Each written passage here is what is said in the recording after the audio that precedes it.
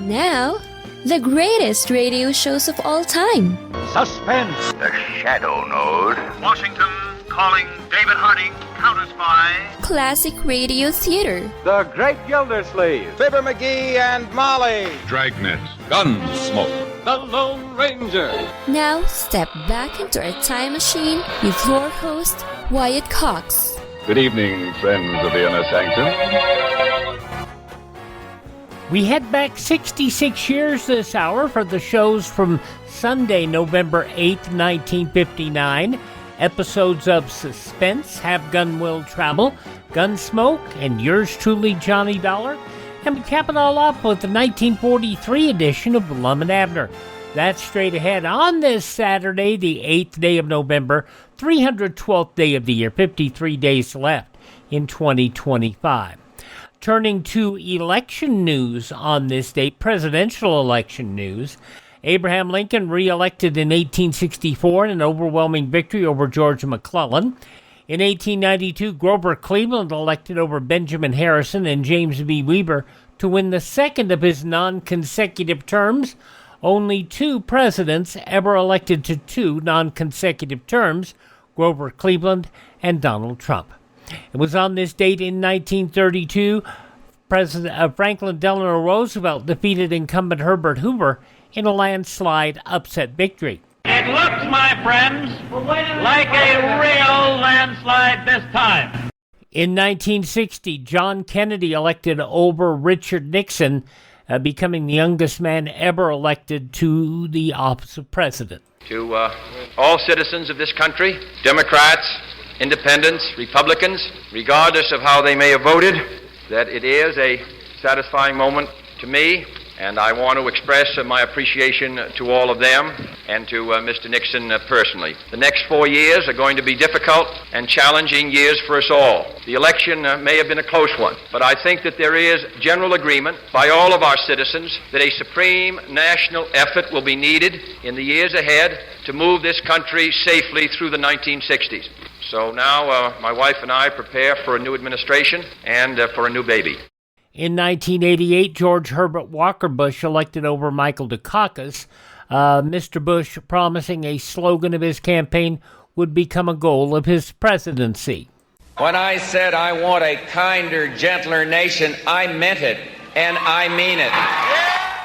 And in 2016, Donald Trump elected as the 45th president of the U.S., defeating Hillary Clinton, the first woman ever to receive a major party's nomination. I promise you that I will not let you down. We will do a great job. We will do a great job. Moving from presidential races that took place on this date, in 1889, Montana admitted as the 41st state of the Union. The Bronx Zoo opened on this date in 1899. In 1933, President Roosevelt unveiled the Civil Works Administration, an organization designed to create jobs for more than 4 million of the unemployed. The soap opera Days of Our Lives debuted on NBC on this date in 1965.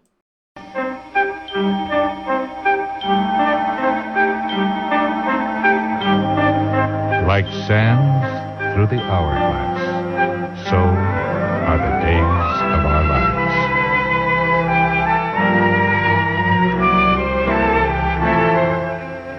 lives. Days of Our Lives, a new dramatic serial starring MacDonald Carey.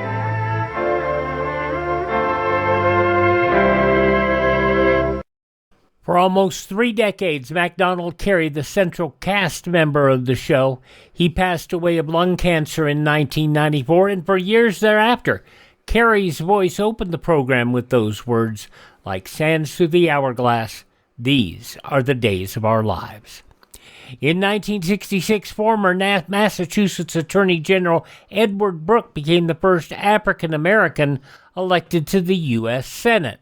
In 1966, President Johnson signed into law an antitrust exemption allowing the National Football League to merge with the upstart American Football League. In 1971, the fourth album of British rock group Led Zeppelin released, Led Zeppelin 4, including one of the group's most well-known songs, Stairway to Heaven. The right ear of John Paul Getty III delivered to a newspaper on this date in 1973, together with a ransom note convincing his father to pay $2.9 million in ransom. ABC premiered a late-night news show on this date in 1979, America Held Hostage, updating the audience on the latest on the Americans held hostage in Iran. The show evolved into Nightline. Wouldn't it be wonderful if someone could explain all those complicated Wall Street terms that the experts are always tossing around so we could all understand? Yeah. So if you can't tell a put from a call, or if you're having trouble with your liquidity, join us tonight on Nightline. We'll have some other experts, too.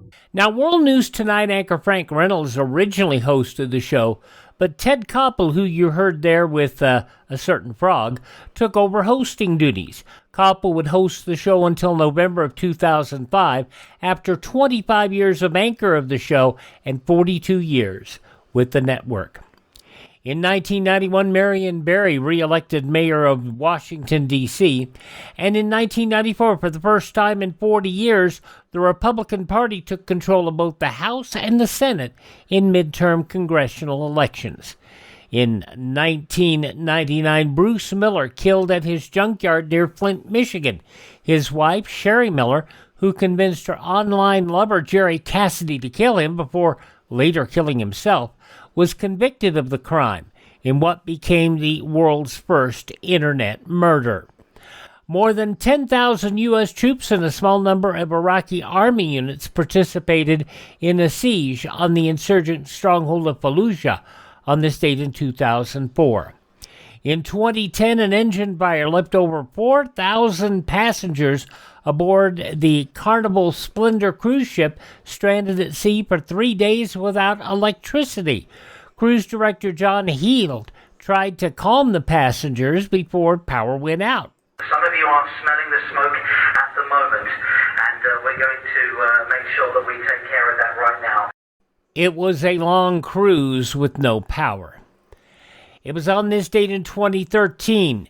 Typhoon Haiyan, one of the strongest tropical cyclones ever recorded, struck the Visayas region of the Philippines. The storm left at least 6,340 people dead, with over 1,000 missing. This person survived. My mother and my younger sister were holding on to a refrigerator, floating around in muck for 45 minutes. They put the young children inside the refrigerator. The storm surge from Haiyan killed a ton of people. Now, while the total who died remains unknown, it's still believed to be over 10,000. Haiyan caused $2.86 billion in damage, and in 2013 dollars, $3.9 billion today. What would become California's deadliest wildfire destroyed the community of Paradise in Northern California. On this date in 2018, thousands drove through roads with flames all around, trying to get out. Everything was ignited. By the time I got out of my house, it was like everything was on fire.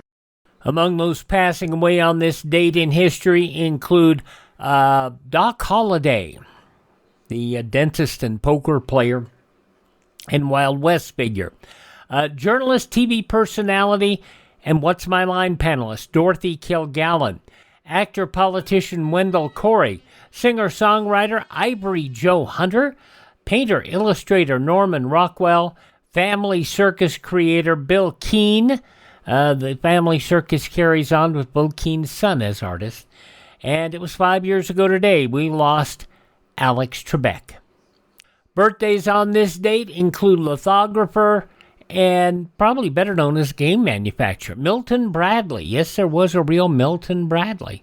Actress Esther Roll, best known for her role in Good Times. Heart surgeon Christian Barnard. Actor Joe Flynn, remembered best for his role in McHale's Navy. Singer Patti Page, How Much Is That Doggy in the Window? Darla Hood of the Our Gang comedies. Also Canadian journalist Morley Safer, best remembered for his time with 60 Minutes. And singer Minnie Riperton, Lovin' You Is Easy 'Cause You're Beautiful. All those folks born on this date in history, they have all left the building. Hi, this is Jeff Foxworthy. It is now time for the birthday announcements. The following people are now officially older than dirt. Birthdays of those still with us include the wonderful singer Bonnie Raitt, 76 years old today. From Hill Street Blues and St. Elsewhere, the delightful Alfre Woodard is 73. Singer Ricky Lee Jones, her big hit Chucky's in Love, 71 years old today. Teen idol Leif Garrett is 64 today. Chef Gordon Ramsay is 59. Right, cooking the scallops. Make sure that pan is piping hot. Now, quail's eggs. Take the knife, gently break, use the tip, and in we go. For once, he's not yelling at anybody. Gordon Ramsay, 59 today. From Melrose Place and Ally McBeal, Courtney Thorne-Smith, 58. From Marriage Boot Camp and Sharknado, Tara Reid is 50. And Ozzy's son, Jack Osborne, is 40 today. Those just a few of the people celebrating the 8th day of November as their birthday. And if this is your birthday...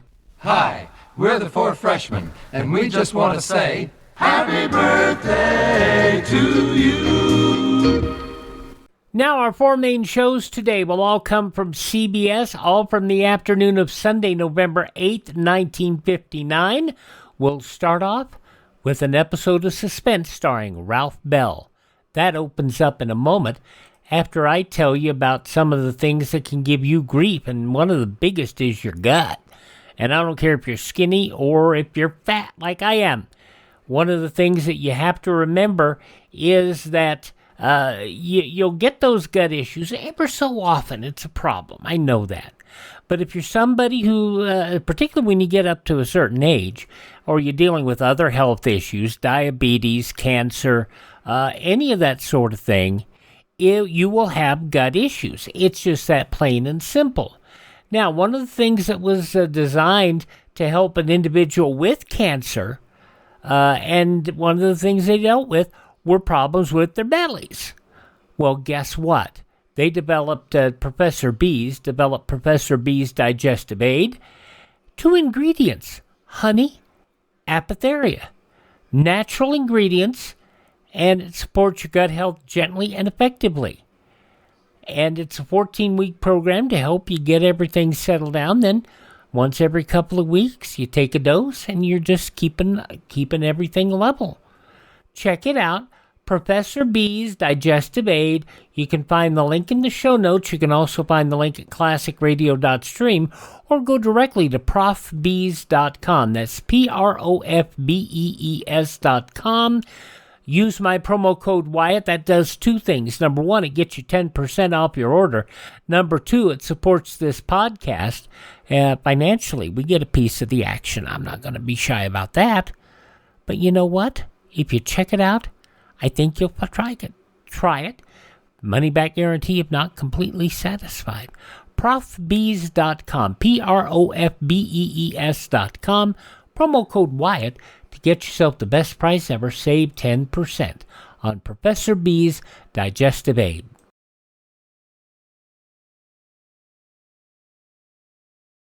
Not all careless drivers have accidents, but many such careless drivers cause accidents. A woman driver who drives slowly down Main Street while doing a little window shopping is a menace. So is the man who insists on telling the people in the back seat of his car about his poker game last week. It's no wonder that ordinarily cautious drivers start to lose their tempers and take dangerous chances to pass these careless drivers. When an accident results, the person who caused the accident probably won't even be touched. So the National Safety Council says if you want to window shop, get out and walk. If you are too busy describing one of your sterling feats to pay any attention to traffic, get out and walk. The driver's license you have does not give you the right to endanger the lives of your passengers or other human beings. Driving can be dangerous. Keep your mind on what you're doing, or walk.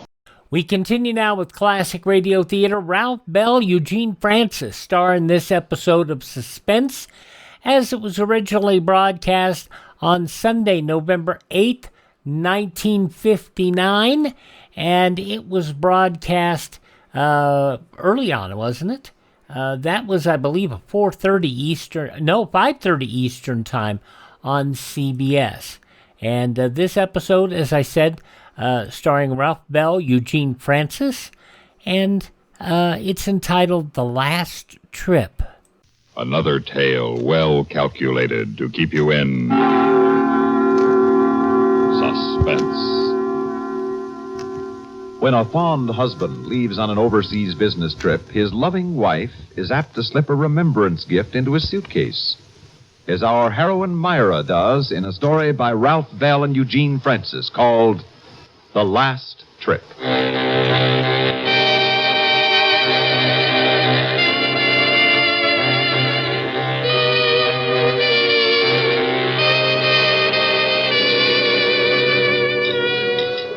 Here, Ted, over here. Hi, Myra. Well, it's about time. Yeah, sorry I'm late, baby. What the devil happened? Been going out of my mind waiting in this horrid cafeteria. Easy, baby. Took me a little longer than I figured to rig up our little surprise package. Then I got stuck in a cab. Traffic is murder. Yeah, that's another thing.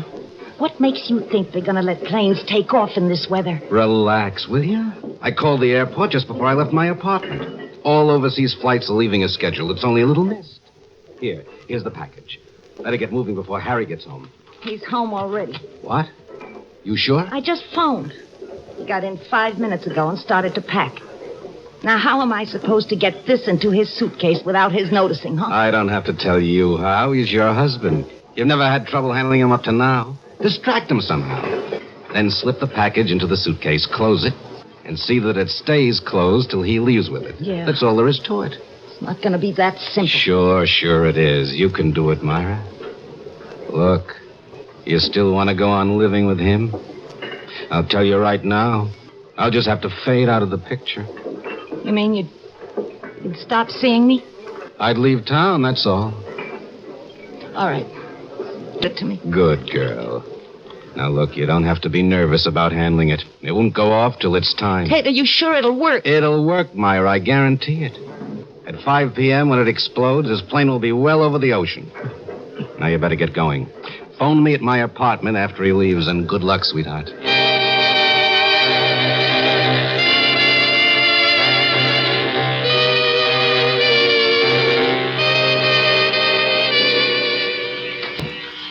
Is that you, Myra? Yes, Harry.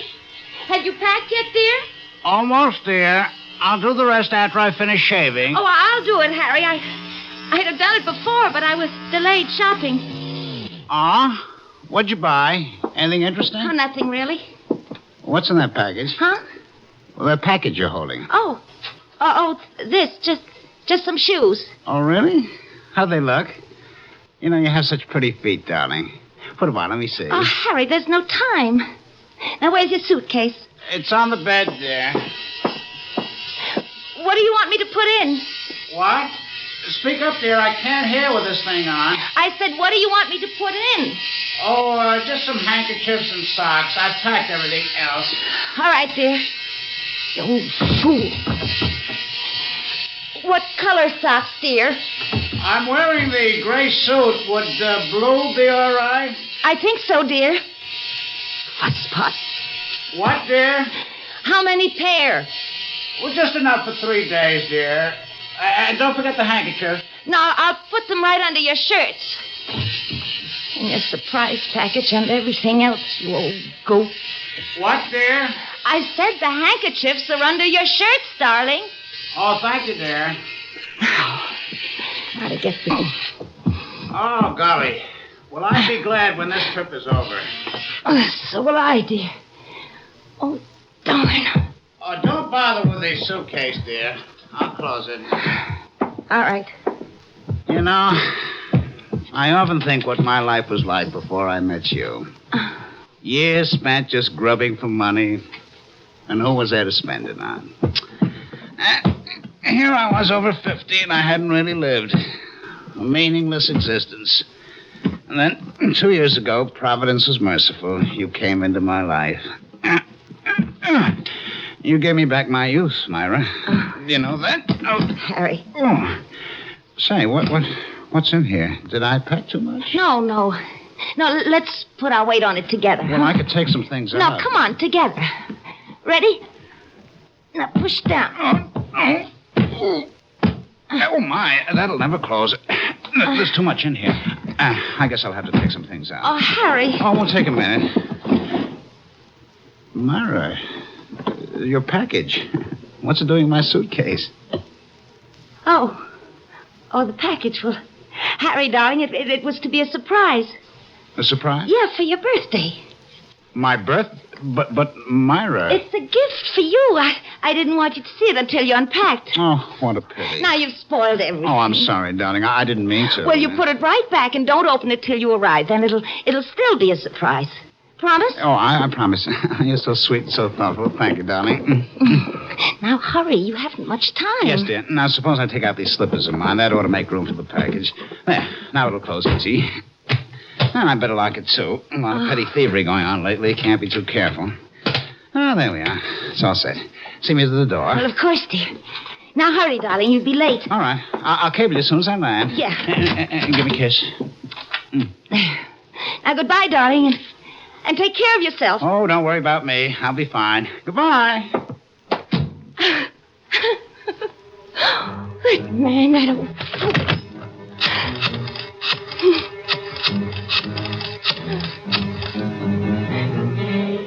Hello, Ted. Yes, he's gone. He managed it, but he nearly drove me right out of my mind. What do you mean, take it easy? You don't know what I've been through.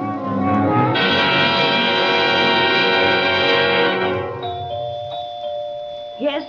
Who is it? It's me. Open up. Ted, what are you doing here? I told you to stay away till it's all over. It's too risky. You sounded almost hysterical, baby. Thought I'd better come over and stay with you till you calm down. I am calmed down. Well, I'll stick around anyway till we get the news about the plane. As soon as we hear you're a widow, I'll take off. Suppose somebody decides to drop in. So I'll use the fire escape in the bedroom like I've done before. How about a drink? I've had one. Oh, have another. Settle your nerves. When will we know? Will you stop fretting?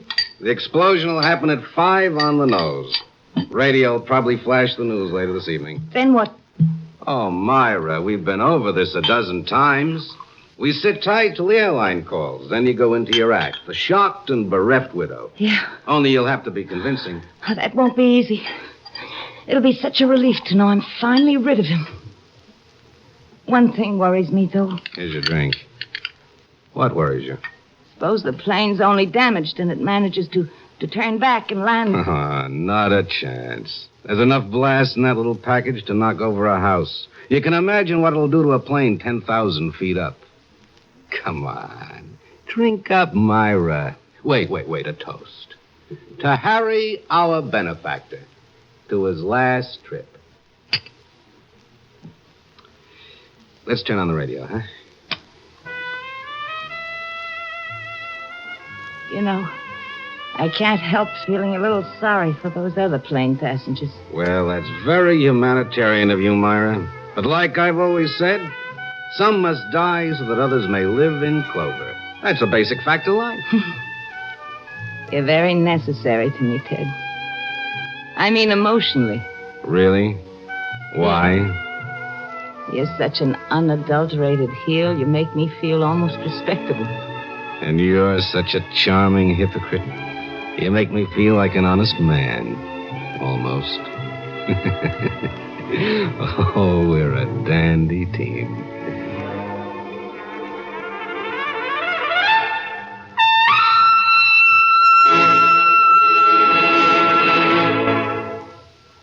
And now, the late afternoon news.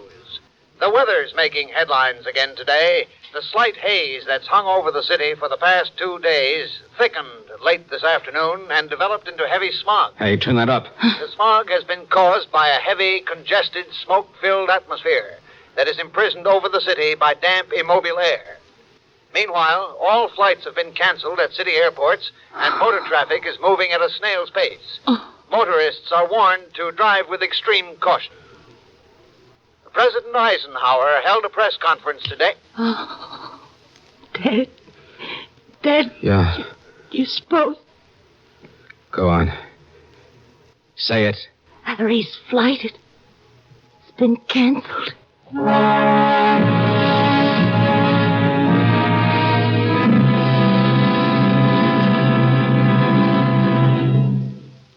just a moment, we will return for the second act of Suspense. This is Jim Amici. Are you from Arizona? In 1539, Marcos de Niza, a Franciscan friar, wandered through what is now the state of Arizona looking for the fabled 7 cities of Cibola. The friar never found the 7 cities. They and their treasure did not exist. But the land de Niza explored is richer today than the 7 cities could ever have been. Arizona is important as a mining, manufacturing, and agricultural state. Its natural beauty is unsurpassed in any part of the world.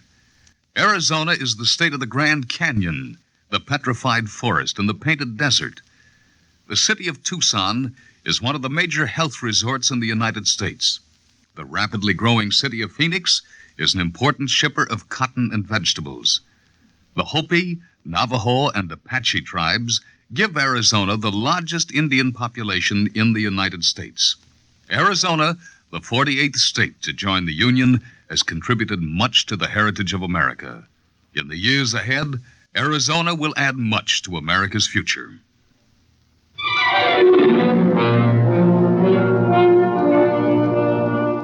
Look at that haze, will you? It didn't seem so bad when I was on my way over here. This plane didn't take off. Where do you suppose Harry is now? I don't care where Harry is. Where's his suitcase?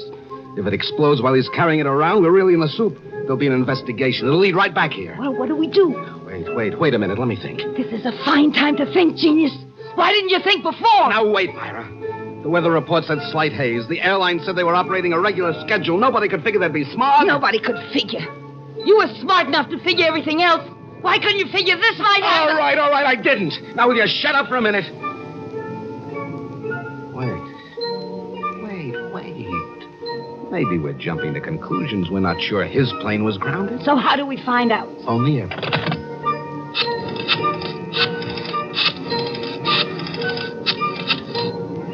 Come on, answer. Hello. Can you tell me if Flight 377 took off on schedule? Yeah, hold on. Hello, what? Oh, thank you. You see, we panicked over nothing.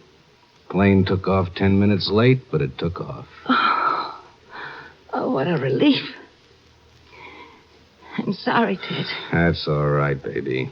For a moment there, it felt like the whole world was falling in on us. Say, I could use another drink. You? Yeah. Hey, who can that be? I don't know. Where you going? The bedroom. I'll wait out on the fire escape till you get rid of whoever it is. Close the door. Okay. Coming. Who is it? It's me, dear. Harry. Open up there. Harry, what happened? Why aren't you on that plane? Myra, you won't believe it. Wait until you hear. Close the door, dear. Harry, for heaven's sakes, what happened?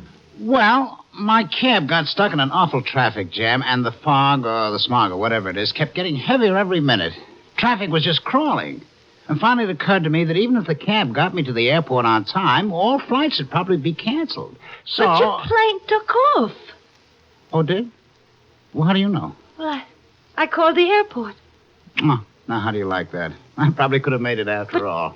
Where you been all this time? I went back to the office, sent a cable that I'd be a day late. You left your suitcase in the office? What? Your suitcase. Did you leave it in your office? Well, no, of course not. Well, where is it? Why... Isn't that foolish of me? I left it outside the door. I'd better bring it in. Here we are. I'll just leave it in the corner here. There's no point in unpacking. I'll be going first thing tomorrow. What time is it? Let me see. It's 4:45. More or less. Well, my watch may be a little slow. Look, Harry, let's go out to dinner tonight, huh?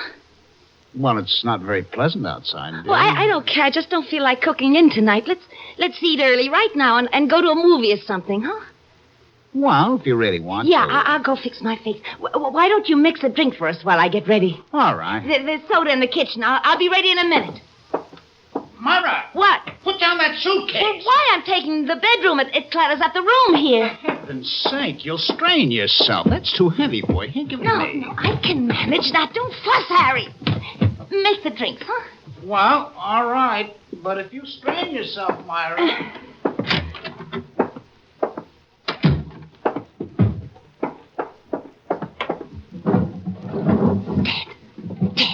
It's all right, Harry's in the kitchen. Get in here. I've got the suitcase. Okay. What do you want me to do? What do I want you to do? Take the bomb out and get it out of here. Yeah, okay. Hurry. You've got less than 15 minutes before it goes off. I know. Oh, great. What's the matter? It's locked. Where's the key? Harry's got it. I'll have to break the lock then. How'll I explain that? No, wait. I've got a better idea. What? Take the suitcase. Get rid of it in the river. It's only a block away. You'll have time. Yeah, but how can I take it down All to the... right. All right. Hit me. What? Yeah, hit me in the face. Then take the suitcase. I'll wait till you get down the fire escape, then I'll call for help. I'll tell Harry there was a thief, that he knocked me unconscious before I could scream. Yeah, but Myra... Don't argue. Do as I say. Okay. Ready? Yeah. Hard now. Hard enough to leave a mark. It's got to be convincing. Go on. All right. Okay, Myra. I'll be in touch. In just a moment, we will return for the concluding act of Suspense. Did you know that an American citizen was once arrested for trying to vote? In 1872, 47 years before the adoption of the 19th Amendment, Susan B. Anthony was one of the leaders of women's rights in America. It was in that year that she entered a New York polling place and insisted that, as an American citizen, she be allowed to vote.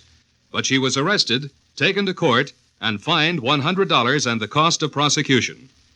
Susan Anthony refused to pay either, and insisted that she would continue to fight against unjust and unconstitutional laws which, as she put it, tax, fine, imprison, and hang women while denying them the right to representation in the government. Because of public sentiment in her favor, she never did pay her fine. Through her fight for the privilege to vote, Susan Anthony added an important page to your political history.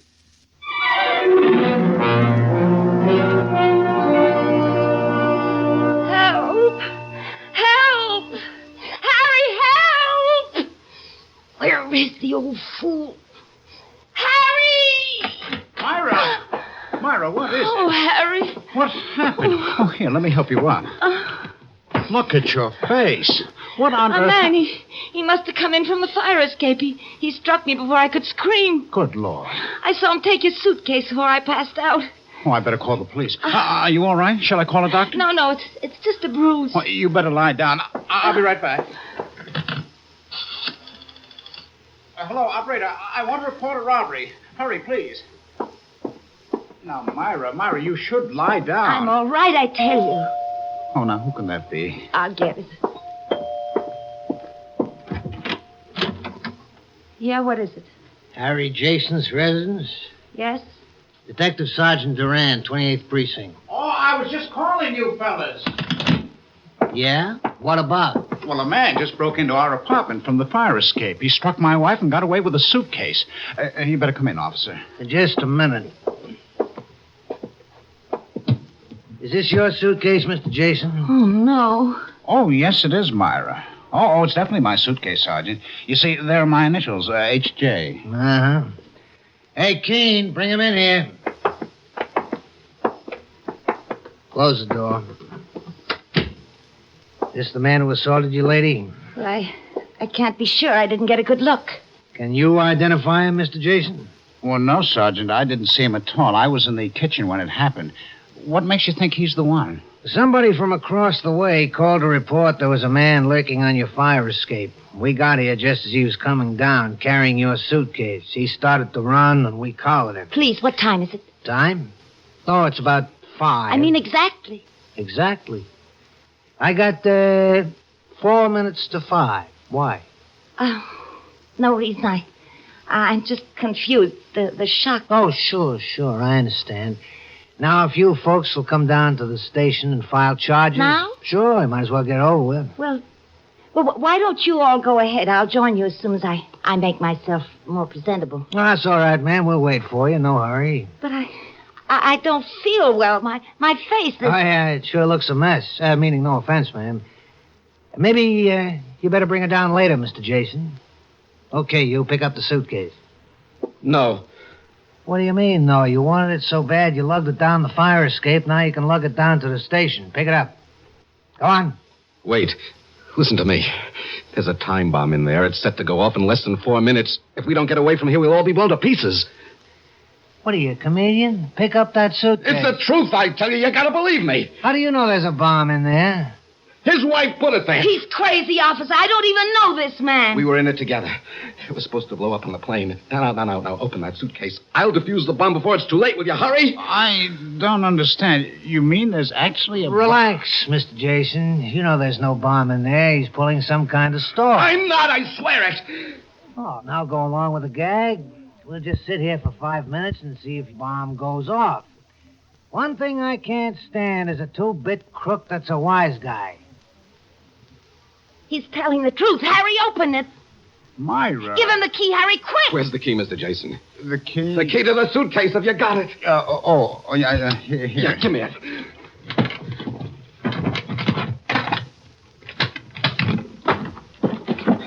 Where'd you put it, Myra? Under his shirts. Oh, where is it? Not there. If you're referring to my birthday present, Myra, dear, you're quite right. It's not in my suitcase. But... You see, Myra, my dear, I was so touched this afternoon when for the first time in our whole married life you remembered I had a birthday. In fact, it was the first birthday gift you'd ever given me. So on my way to the airport, I couldn't resist seeing what it was. Imagine my surprise when I recognized its somewhat lethal nature. It wasn't my idea, Harry, honest. At first, I was somewhat stunned. And then all your little maneuvers, your adroit little lies in the past began to fall into place. I took your gift to Sergeant Duran here. And then we drove over and waited outside the house until we saw your friend arrive. We evolved a little stratagem to get a confession from you both. And now that we have it, Sergeant, I think you'd better get him out of here. Sure, Mr. Jason. Okay, let's go, you two. Oh, Myra, one thing more. My birthday actually occurred last month. It's a pity you never remembered the date. Or rather, how lucky.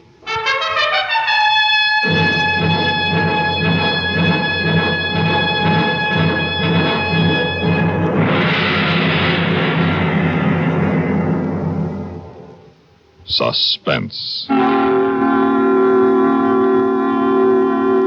You've been listening to The Last Trip, written for Suspense by Ralph Bell and Eugene Francis. Heard in tonight's story were Ralph Bell, Connie Lemke, Eugene Francis, and Bob Dryden. Suspense is produced and directed by Paul Roberts. Listen again next week when we return with The Companion, a story of jealousy and jewels, written by Walter Black. Another tale well calculated to keep you in suspense.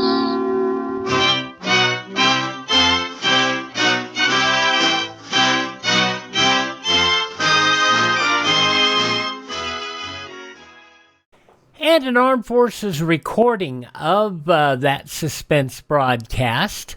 And I find, number one, a couple of things interesting. It's believed it may have... this may have been based on a 1949 Canadian incident where a plane crash in 1949 exploded en route to a community in Quebec. And that's the only way they can figure out that it happened. So it could be based on that. Second, isn't it interesting that the two male leads, Ralph Bell and Eugene Francis, not only starred in this episode of Suspense, they also wrote the episode of Suspense. And, of course, Connie Lemke doing a good job there as well on the program. Suspense, as it was broadcast at 5:30 Eastern Time on this date, Sunday, November 8th, 1959, here on Classic Radio Theater with Wyatt Cox. We'll take a quick look at some of the headlines of this date in a moment.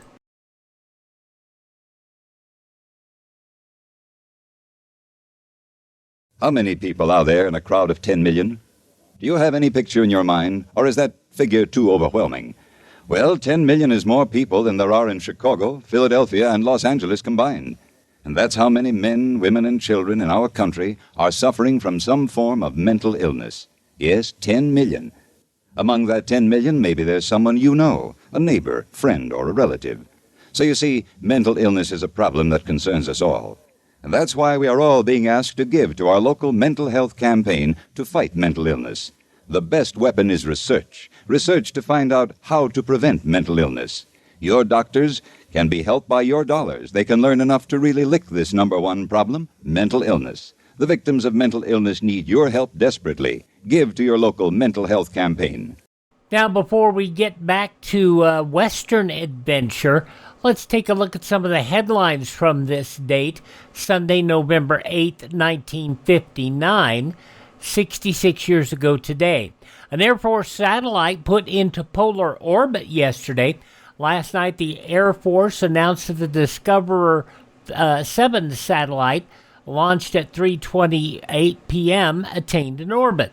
The satellite, from which the Air Force hopes to recover a capsule, picked up by tracking stations in Alaska at 4:57 p.m. as it neared the completion of its first circuit of the Earth. A fleet of search planes scanned Florida's vast Everglades yesterday on the chance the swamps may hold the secret to the disappearance of Cuban Army Commander Camilo Cienfuegos. The Cuban government, presumably at the urging of Fidel Castro, requested the new search after a ship's captain reportedly he saw Cienfuegos' airplane heading toward South Florida 10 days ago. The automotive industry probably will have to lay off at least another 55,000 workers before its production lines can get enough steel to begin to return to normal. Currently, there are 206,000 employees of General Motors and Chrysler who have been laid off because of steel shortages, and another 6,800 GM workers are scheduled to be laid off next week, that despite the return to work in the steel mills. By a vote of 8-1, the Supreme Court yesterday upheld the back-to-work injunction in the 116-day-old steel strike. As a result, the 500,000 steel workers who quit work on July 15th must return to work for 80 days under emergency provisions of the Taft-Hartley Act. David J. McDonald, president of the Steelworkers Union, said the Supreme Court has spoken. As law-abiding citizens, the Steelworkers Union will comply with the court's judgment. Prince Rainier and Princess Grace of Monaco, the former Grace Kelly, had a private audience with Pope John the 23rd at the conclusion of a 4-day state visit to Italy. Attorney General William P. Rogers said yesterday the Justice Department would have a report on its investigation into the quiz show scandals ready for President Eisenhower before January 1st. Rogers saying our study will deal not only with TV problems, but the general problem of deceptive practices in TV and what can be done about it. He said he expected to confer with the Federal Trade Commission, which polices fraudulent practices, and the Federal Communications Commission, which has charge of licensing programs. A financially hard-pressed Democratic National Committee yesterday began putting the heat on state organizations that are behind in their campaign contribution quotas. National Chairman Paul M. Butler called the roll on the slow payers, including 30 states and territories he said have not paid a cent toward their 1959 quotas. He said the delinquents will be penalized in seating and housing at the 1960 National Convention in Los Angeles if they don't pay up. Employment in the 8 southeastern states increased by 85,000 workers in September, according to the Labor Department. Florida, the only state with gains in all major industrial divisions. Brunswick A. Bagdon, the Southern Regional Director for the department's Bureau of Labor Statistics, said non-agricultural employment climbed to 6.9 million, a 1.2% increase in the region. The congressional investigation of rigged television quiz shows has been widened into a broad probe of the television and radio industries, according to Alex Radford. As a House subcommittee probing fixed quiz shows wound up its dramatic hearings, Congressman Orrin Harris, the Democrat of Arkansas, announced his subcommittee would launch a probe into television commercials which deceive the public, alleged payoffs by record companies to disc jockeys to get popular records played on the air, known as payola, kickbacks and under-the-table payments by businessmen to get plugs on nationally televised programs. According to recent testimony, one department store in Allentown, Pennsylvania, paid thousands of dollars to public relations firms just for this. For the first time since they reached an all-time low point last spring, the Republican Party's congressional fortunes look just a little bit brighter. But according to George Gallup, the GOP still has a long way to go if they hope to seriously challenge the present Democrat dominance of the House of Representatives in the 1960 congressional races. President Eisenhower's daughter-in-law will accompany him on his goodwill tour of Europe, Asia, and the Middle East as a substitute for Mrs. Eisenhower. Press Secretary James Hagerty confirmed that Mrs. Eisenhower is passing up the 9-hour, 20,000-mile trip in announcing new details of the itinerary.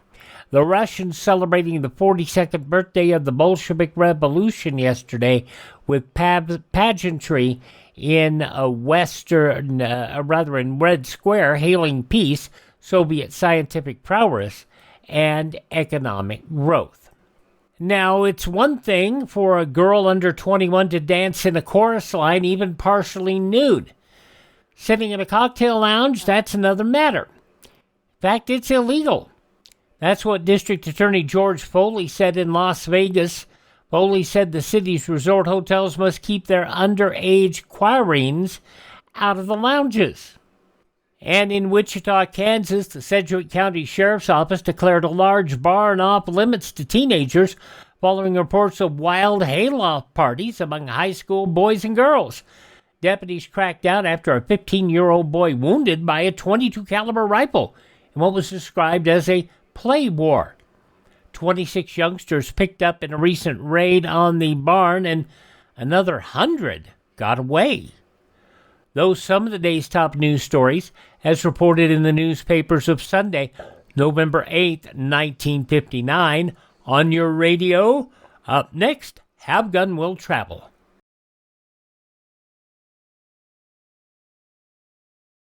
Here's a word that millions of people in Europe fear. A word as destructive and deadly as a weapon. It is hunger. Many millions knew it during the war and know it still. One of the best ways we can help is by sending food parcels through CARE. CARE sends food and clothing packages which provide more per dollar than individuals can supply any other way. For instance, one food package costing $10 contains 24.5 pounds of food. CARE guarantees delivery of this food package to any individual or group in 11 countries in Europe and in Israel and Japan. So if you want to send a food package overseas, just mail $10 to CARE. Give your name and address and the name and address of the person the package is going to. Help care for them through CARE. Remember, you can send more for less through CARE. One more story from the newspapers of Sunday, November 8, 1959. You may remember we talked about Evelyn Rudy, who starred in an episode of Suspense Dog Star, and I think another episode as well.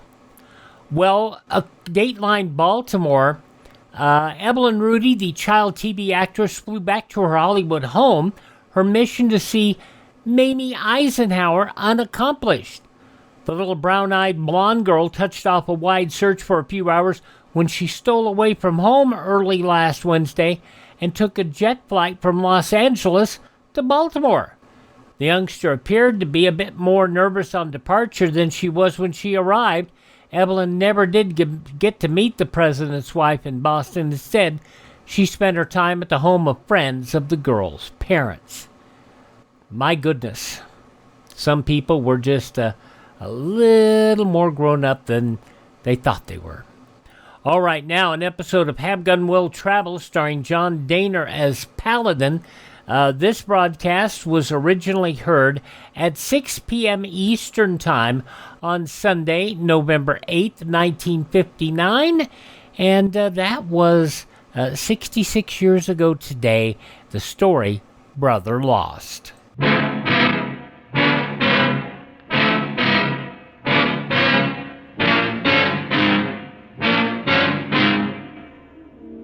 You men are mistaken. I'm not an executioner. But you're still going to pay me that money because I came a long way to face this ridiculous situation.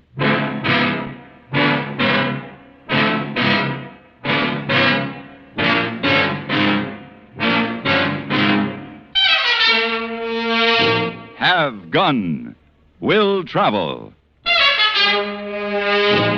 Starring Mr. John Dehner as Paladin. San Francisco, 1875. The Carlton Hotel, headquarters of a man called Paladin.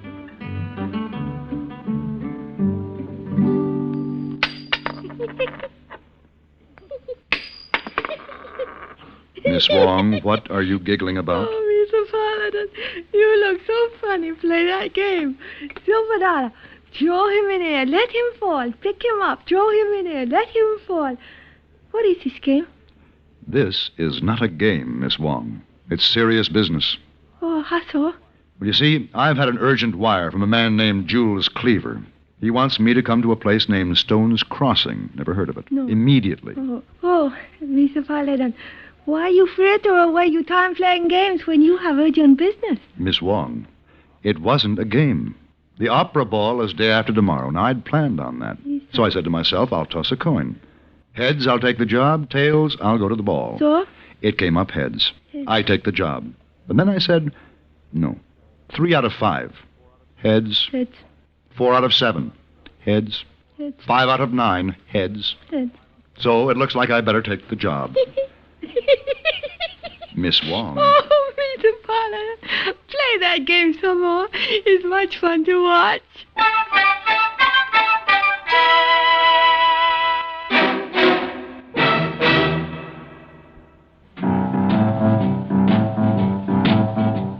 Talk about best-selling records.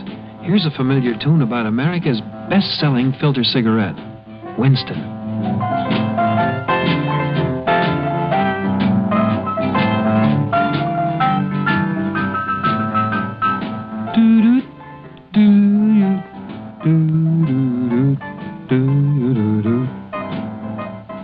Winston gives you real flavor, full, rich tobacco flavor. And you know, that's because only Winston has filter blend up front. Choice, flavorful tobaccos, specially selected and specially processed for filter smoking. No wonder Winston tastes good, like a cigarette should. Smoke Winston.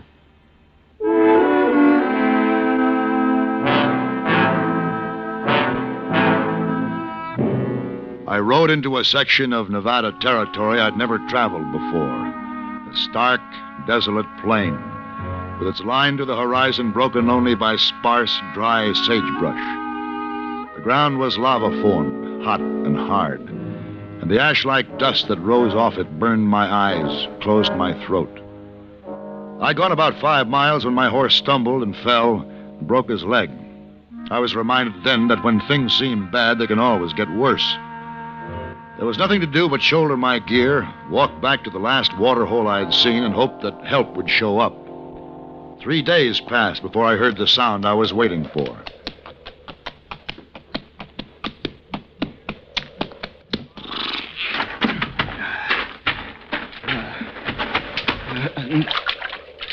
You better go a little easy on that water there. Now hold it, friend.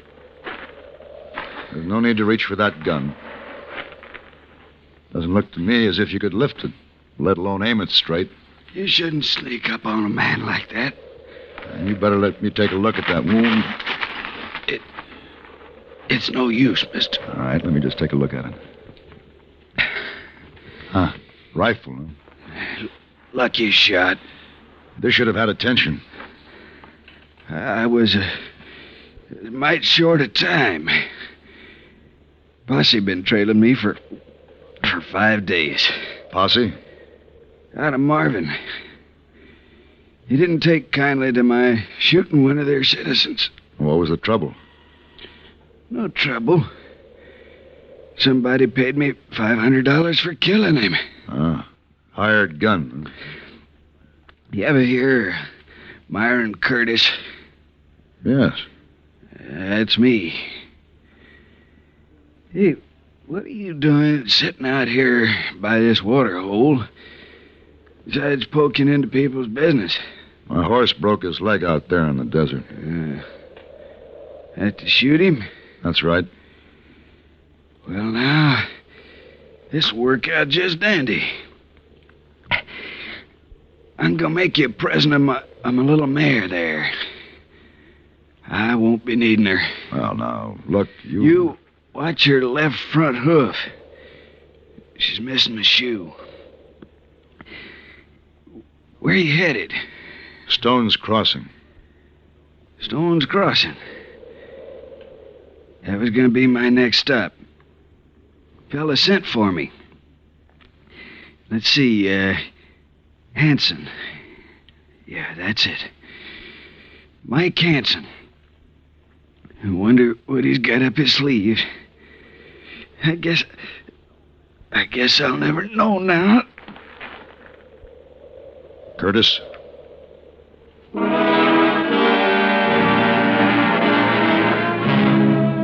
I buried Myron Curtis, then mounted his mare and started once more for Stone's Crossing and my appointment with Jules Cleaver. The going was slow. It was almost nightfall when I decided to make camp and go on to the town the next morning. I was gathering firewood when I heard the two horses. They came from the direction of the setting sun, and I wasn't able to see until they were right on me that both riders held rifles, pointed in my direction. Don't make one move, mister. Hey, what's the idea? Crowley? Yeah? Keep your rifle on him now while I get his gun. Now, wait a minute. We don't want no talk from you, Curtis. Curtis? Just give me that gun. You know, I'm like this. I just don't give up. The others, they turn back, but not me. I knew I'd find you. Would it do any good for me to tell you that I am not Curtis? Not a lick. Did you ever see Curtis? Nope. We joined up when the posse organized back there in Marvin. All I had to know is that we was after a killer. Well, what makes you think that I'm that killer? Let me tell you something. Ed Wills don't bow to nobody, Indian or white, when it comes to tracking a man. Tell him, Crowley. That's right. Ain't nobody better than Ed. I followed your trail for too many miles out of Marvin not to recognize them tracks when we crossed them again back there. Your barefoot horse put the noose around your neck, Curtis. Crowley, get down here and get his hands tied behind his back. We're going to take him back to Marvin, Ed? Yeah. But he'll be slung over that mare on his belly when he goes. We're going to hang him first.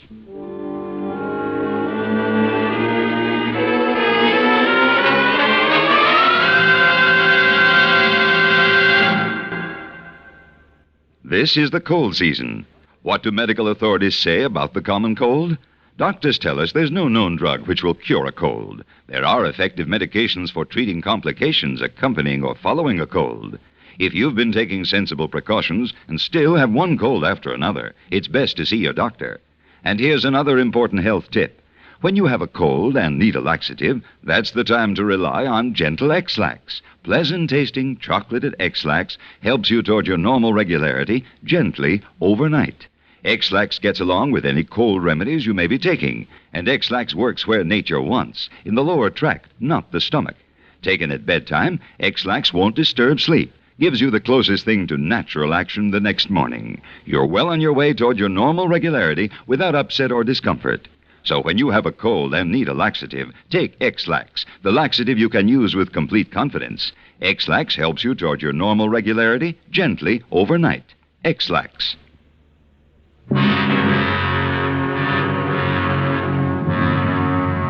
I I sat through the night, my hands and feet bound and the 2 rifles trained on me. Then just before sunup, we rode out in search of a tree to serve as a gallows. Unfortunately, after a time, we were successful. I sat on the little mare under a spreading limb with the noose tight around my neck while the men made their preparations, and I hadn't the slightest idea how to save myself. I only knew I must stall as long as possible. Hey, Ed, this is awful close to Stone's Crossing. There's some people don't take to this, you know. Yeah, this is the first stand of trees we come to. I know, but there's some people's awful finicky about hangings. Yeah, it won't take long now. As soon as I get this rope over. Yeah. Now. Hey, I'd like to ask you something. Fire away. Your time's getting short. Would it bother you to learn later that you would hang the wrong man? Yes, it would. And that's the truth. As far as I can see, you ain't the wrong man. Tie off the end of the rope there, Crowley. Suppose I told you that Curtis is dead, that he gave me this horse. Well, now, just supposing you did. You hear that, Crowley? Looky, Curtis, the way I heard it, you're a pretty slick one. You ought to be able to do better than that. Yes, I guess I'll have to. Hey, Ed, I can hear a horse headed this way. Yeah. Well, looks like we're ready. Stand back, Crowley, while I give this mare a whack and get her going. Wait. Yeah? I trust you are a God-fearing man. I am that. Then surely you will allow me a moment to silently make my peace with my maker. Ed, can't you see he's stalling? That horse is moving in here fast. Sure is. Sorry, Curtis. Guess you'll have to die unrepented. Give the horse a whack, Crowley. Wait a minute. Now, what is this? What's going on here? You see, we was with a posse. We trailed this man from Marvin. Now, this here's Myron Curtis. He's wanted for a killing. Who? Myron Curtis, hired gun. These men are mistaken, mister. My name is Paladin. Wait a minute. Let's have a look at you. Well, of course. I didn't recognize you right off with that growth of beard. It's been a long time. You know this man? Yes. And his name is Paladin. Well, it can't be. We followed his trail from Marvin, I tell you. Look, all I've got to say to you two is get out of here fast before I take you into the sheriff.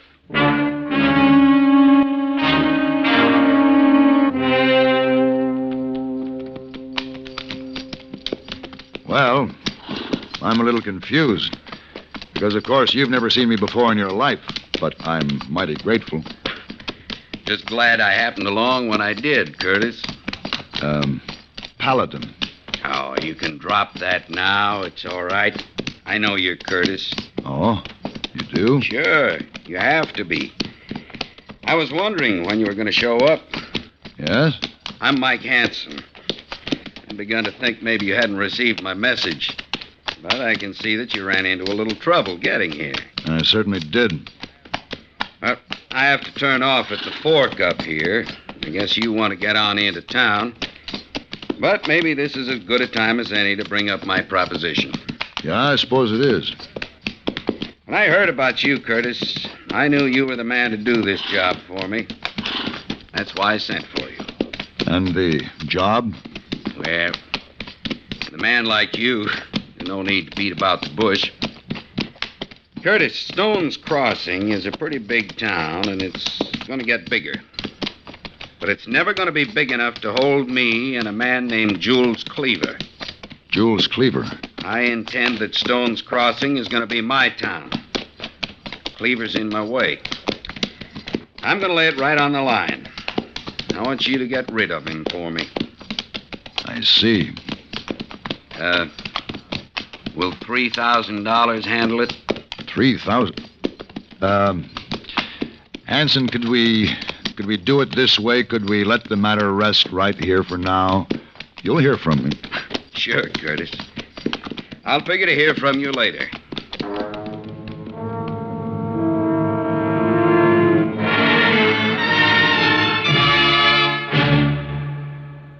Even if you've had embarrassing dandruff for years, you can get rid of it now in 3 minutes.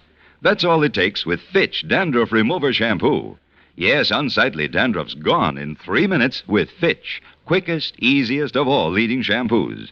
What's more, using Fitch regularly is guaranteed to keep embarrassing dandruff away. Just apply in the unique Fitch manner. Before you wet hair, rub in 1 minute. This way, Fitch shampoo penetrates right down to the scalp. Next, add water. Lather 1 minute to wash every trace of dandruff out of your hair. Then rinse 1 minute. All that loosened dandruff goes down the drain. In 3 minutes with Fitch, 1 rubbing, 1 lathering, 1 rinsing, dandruff's gone. At the same time, gentle Fitch can leave your hair up to 35% brighter. To get rid of dandruff problems forever, brighten hair too, use Fitch regularly. Get Fitch Dandruff Remover Shampoo today, only 59 cents.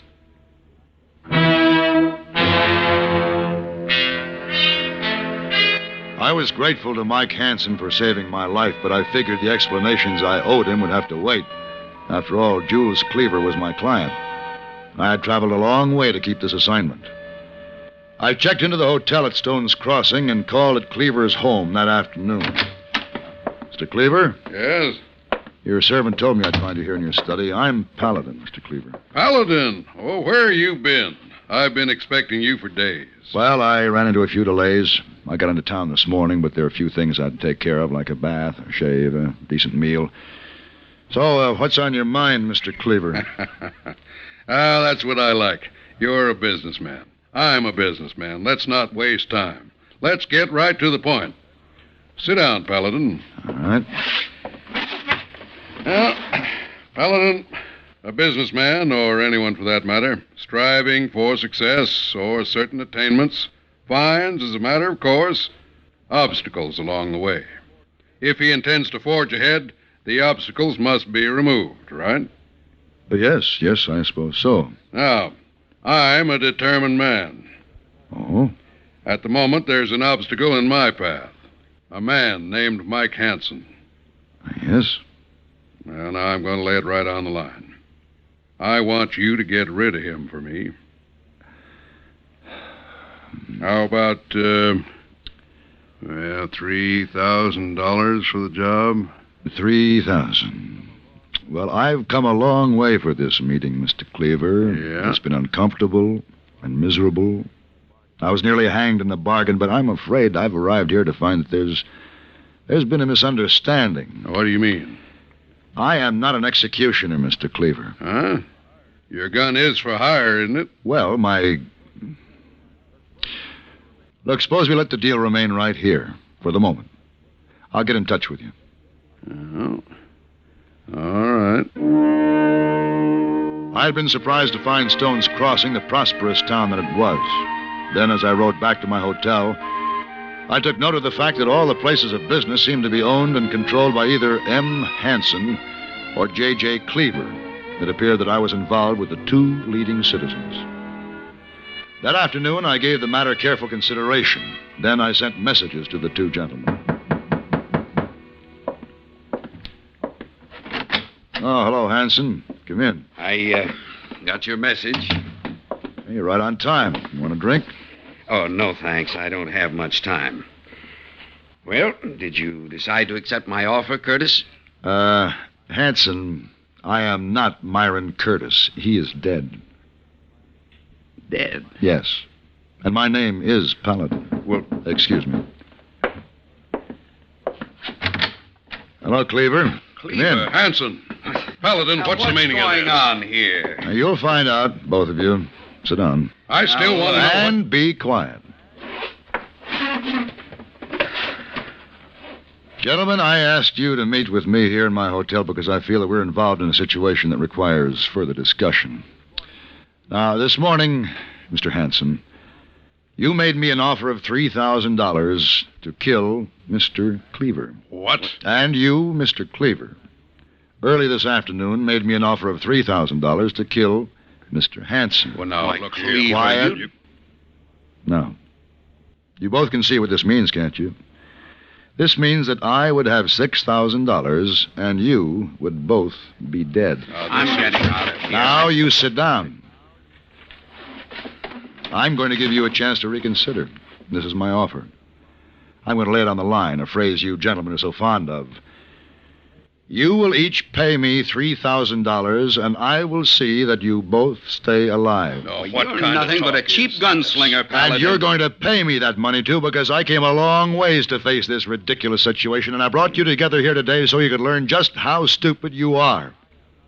Now, I am not a killer, but you, Cleaver, didn't know that when you hired me for this job. You thought you'd bought yourself an executioner. Well, how and come the you... man you hired, Hanson, never managed to make it this far. He died before you could make a deal with him. So, through circumstance, you gentlemen have another chance. Paladin. There's room in Stone's Crossing for both of you. May I suggest that you try to share the town in peace? Each of you, in attempting to destroy the other, just might find yourself destroyed. Now, gentlemen, shall we have a drink?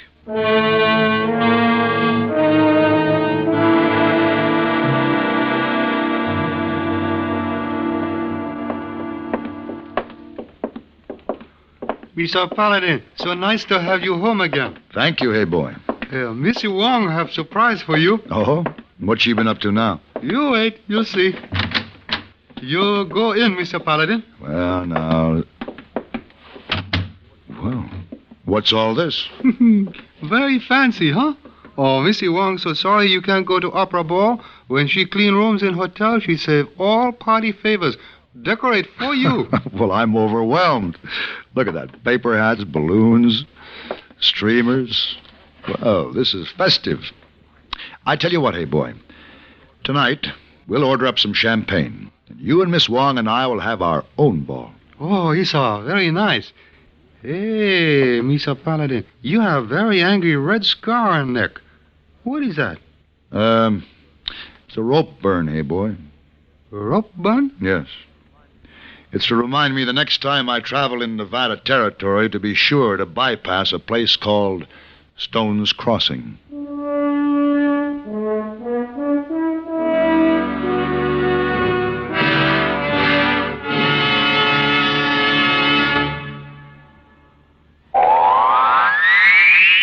Oh, brother, this miserable cold and my sinuses. Haven't you heard about Dristan? Dristan decongestant tablets not only help drain all 8 sinus cavities, critical areas of cold's infection, but circulating through the blood, Dristan reaches all congested areas. In one fast-acting, uncoated 3-layer tablet, Dristan, for the first time, combines a decongestant to shrink all swollen membranes, relieve pressure and pain. An exclusive anti-allergent to help keep breathing passages dry and clear. Pain relievers to ease body aches, reduce fever. Vitamin C to help build body resistance. This is Dristan. Today, Dristan is widely imitated, but the exclusive Dristan formula cannot be duplicated. For real relief from cold's misery and sinus congestion, there's nothing like Dristan decongestant tablets.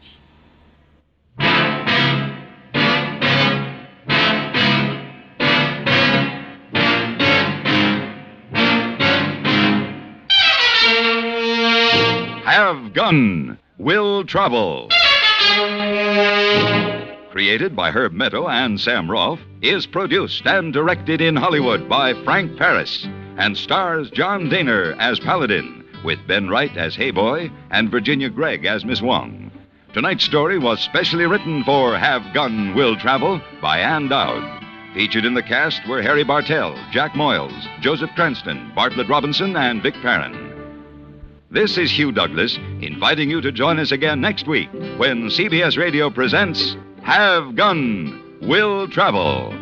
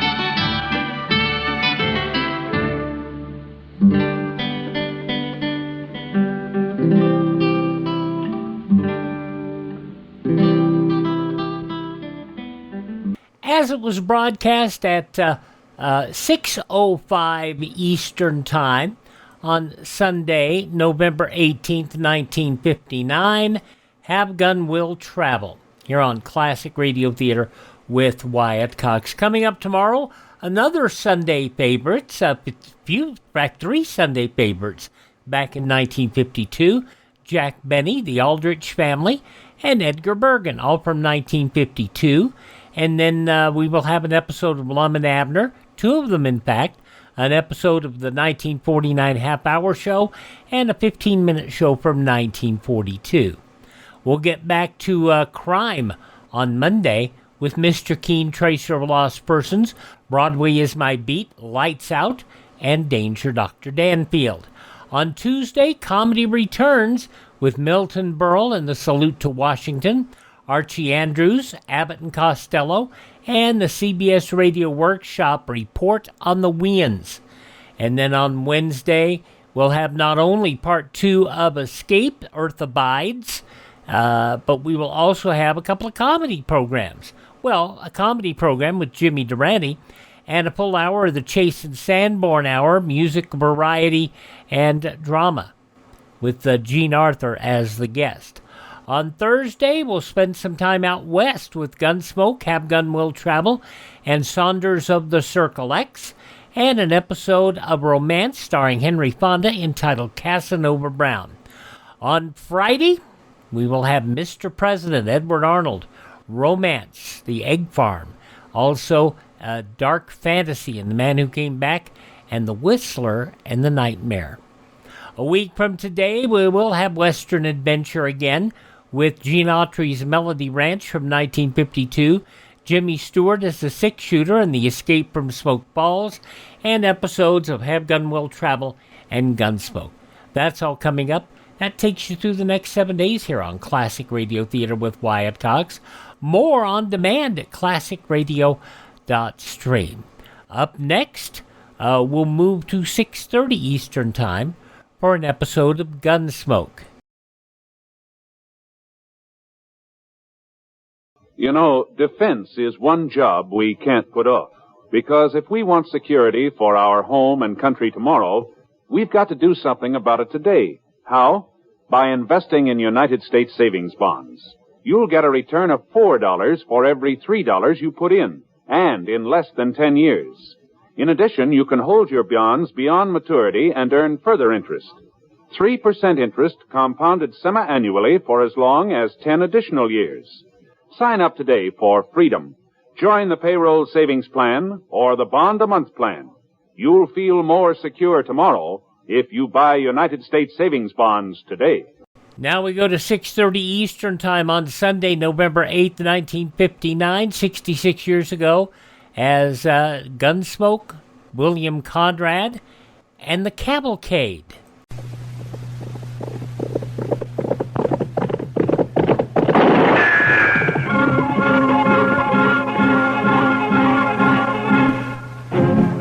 Around Dodge City and in the territory on west, there's just one way to handle the killers and the spoilers, and that's with a U.S. Marshal and the smell of Gunsmoke.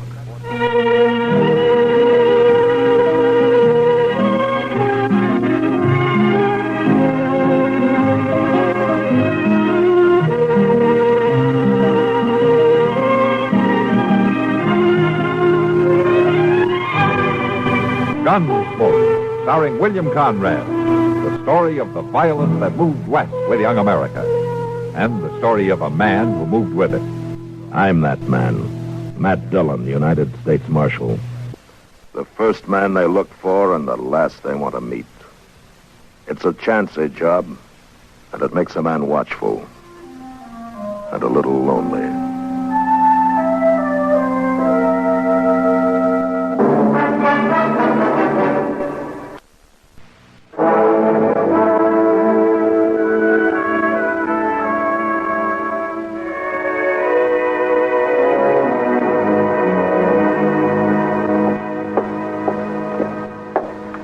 More coffee, Marshal? Yes, ma'am, I guess so. How about you, Chester? Yes, sir, I believe I will. No. Why don't you just leave the coffee pot right here on the table, Miss Kelly? Sure thing, Marshal. I got some fresh eggs this morning, if you're interested. They were just brought in. Fresh eggs? Oh, good. Why don't you cook us up about a half a dozen, huh? Have them for you right away. All right. Fresh eggs. I swear if Delmonico's ain't getting to be about as fancy as some of them Kansas City restaurants. That's civilization, Chester. Progress. Another 5 years and Dodge City will be tamed, curried, and bridled. Well, seeing's believing, Mr. Dillon. You'll see it. We'll both see it. That is if we live that long. I beg your pardon, gentlemen. Yeah. You the marshal here? That's right. Well, I'm sorry to bother you at your breakfast, Marshal. My name is Hunter, Ed Hunter. I'm a deputy sheriff from Richmond, Virginia. Came in on the train this morning. I see. Won't you pull up a chair, Mr. Hunter? Oh, thank you, sir. This is my first trip to the frontier. I find it a rather remarkable experience. I imagine. Oh, that's my assistant, Chester Proudfoot. How are you, sir? Would you like to have some coffee? Thank you. No. Marshal, I've come out here to arrest 2 men who are wanted in Virginia. Here are the warrants and the orders of extradition. I stopped off in Topeka for them. And John Allison, Calvin Moore. Yeah, both wanted for murder, huh? Do you know these men, Mr. Hunter? No, sir, I don't. The names aren't familiar to me. I never heard of them. Well, I have some information that might help. Not much on Allison, I'm afraid. He shot and killed a bank teller in Greenbrier last spring. He's about 30 years old, dark hair and mustache, medium build, excellent horseman, confirmed gambler. Fine. That narrows it down to about 2/3 of the men in Dodge City. Possibly I'd do a bit better in regard to the other man, Calvin Moore. He came down to Richmond from the north. He was about 33 at the time. He ambushed and shot young Roger Beauregard and left town. Now, that was 19 years ago. Beauregard family been trying to trace him ever since. Well, I'm afraid that I haven't... I have a picture of this Moore. Photograph. Oh? Yeah. Of course, he's much younger in this. What is it, Marshal? Something familiar about the picture? 19 years. He'd be somewhere past 50 now. You sure these men are here in Dodge, Mr. Hunter? Reasonably so. Is there something about the photograph? Well, it was too blurred to tell much about it, and besides, he'd be 19 years older now. Well, that's true. I tell you what, Mr. Hunter, why don't you leave me this picture and the descriptions, and I'll check around town, keep in touch with you. All right, thank you, sir. And I wonder, could you suggest a good hotel? Yeah, why don't you try the Dodge House? It's a corner of Railroad Avenue at the east end of the plaza. You tell Mr. Dobie I sent you. Thank you again, Marshal. I'm grateful for any help you can give me in this matter. Sure. So long.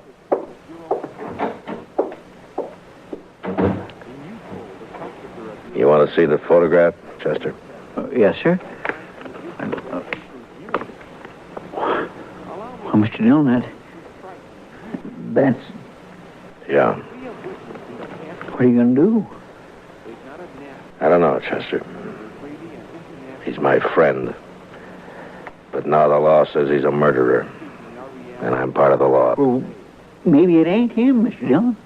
No, it's him, all right, Chester. You saw it same as I did. It's Doc.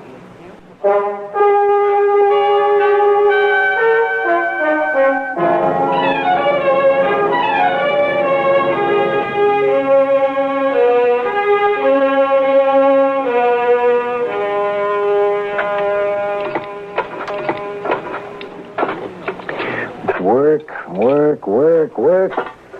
Yeah, this is the first chance I've had this week to clean a few instruments properly. Gunshot wounds. Mad, I'd lay odds I'm the only doctor in the United States who makes 3/4 of his living off a gunshot wound. That's a rough country, Doc. Maybe, you ought to have stayed back east, huh? Broken bones and babies and gunshot wounds. I wouldn't know the first thing about a good civilized case of gout anymore. What part of the east did you come from, Doc? I went to medical school in Boston. I studied consumption and colic, liver complaints. Never had a case of liver complaint in all the time I've been out here. No, I guess that kind of thing is more common down south, around Richmond, Virginia, for instance, huh? Matt, stop beating around the bush. You've got something on your mind and it's bothering you.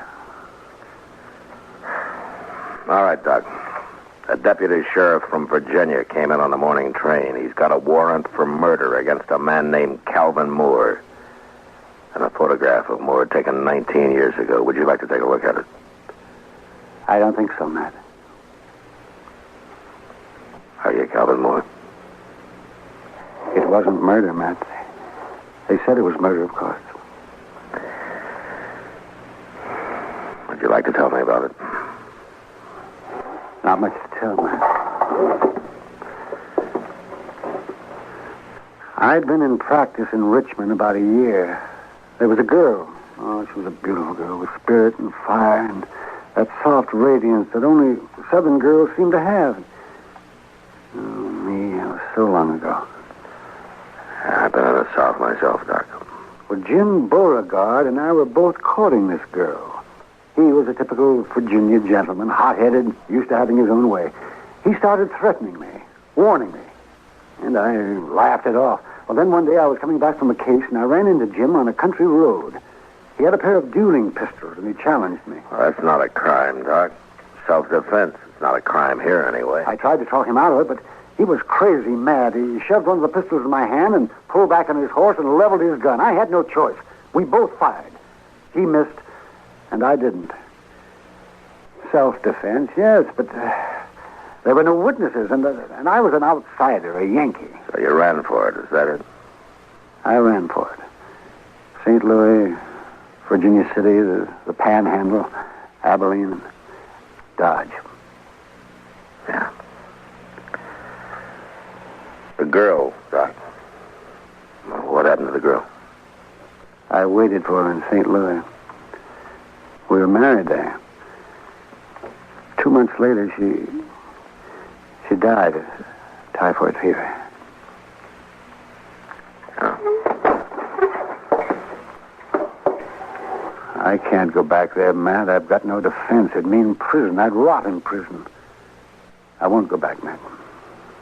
Hunter is here after 2 prisoners, Doc. I got no right to my own rules. Go after one man and keep the other one covered.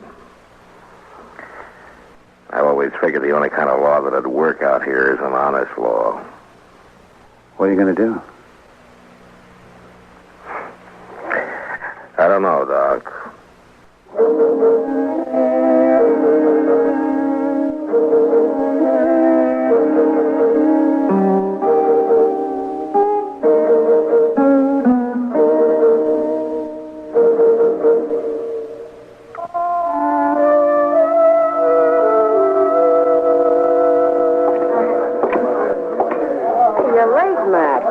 Figured you weren't going to stop in tonight. Chester around, Kitty? Now, over there by the faro table. Matt, what about this Virginian who's been hanging around for the last 2 days? Oh, Hunter? Uh-huh. He's a deputy sheriff. He's got a couple of warrants to serve. Why? Oh, he's been asking questions. Some of the boys are a little skittish. Hey, you free now, Miss Kitty, or are you busy?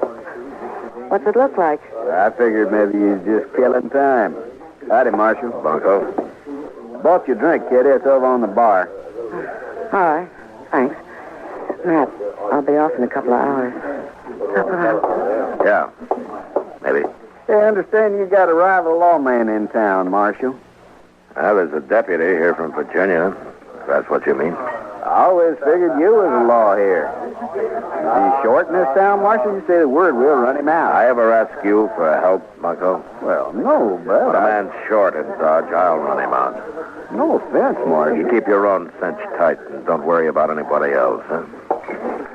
I'll see you, Bunko. I swear, Mr. Dillon, I ain't never seen nobody with such bad luck in my whole life. You ought to swear off Faro and stick to stud. Who, Chester? Hey, Jethro Keener. He just lost 3 whole weeks' pay. And Bunko Benson, sitting right there beside him, mind you, picked up $230. So that's why he's feeling big. Let's take a walk, Chester. I swear, 3 weeks' pay. I never seen such luck. What about Doc? Oh, he turned in a couple hours ago. That's when I come on over here. How's he acting? Oh, about as usual. One thing he is doing, though, that he ain't never done before. He's toting a gun. Evening, Marshal. Oh. Hello, Mr. Hunter. Since you didn't come to see me, Mr. Dillon, I've come to you. Wondering what progress you've made. Well, I'm still checking. Any results at all, Marshal? Haven't got much to go on, you know. Calvin Moore was a doctor by profession. He might still be practicing. I suggest we investigate local doctors. Well, that wouldn't take long. We've only got one, Doc Adams. How old a man is he? Early 50s, I imagine. But he doesn't show much resemblance to that photograph you gave me. Maybe you're too used to him to notice the resemblance. Yeah, maybe. I'd like to look him over myself, Marshal. He's pretty busy. Out on calls most of the time. But not all of the time. No, not all the time, of course. All right, Mr. Hunter. I'll bring him around.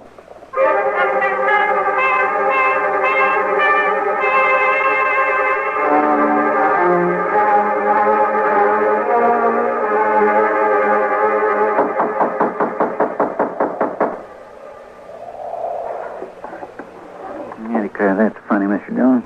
Yeah, you should have answered by now. Well, we're wasting our time, Chester. Well, no, he might have got called out on a case. Yeah, I know.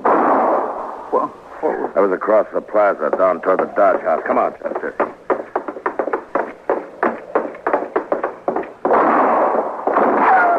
Man, somebody sure is stirring up smoke. That's across the street, edge of the railroad yard. Is that you, Marshal? Yeah. What happened, Mr. Hunter? Somebody tried to kill me. I started into the hotel and they fired from the dock right here. I fired back, but he got away. You got a look at him? No, I just saw the flashes. It's an easy town to get killed in, Mr. Hunter. So it seems. About that doctor, Marshal, you didn't bring him around. He's out on a call. But I think I want to meet him more than ever now. You will.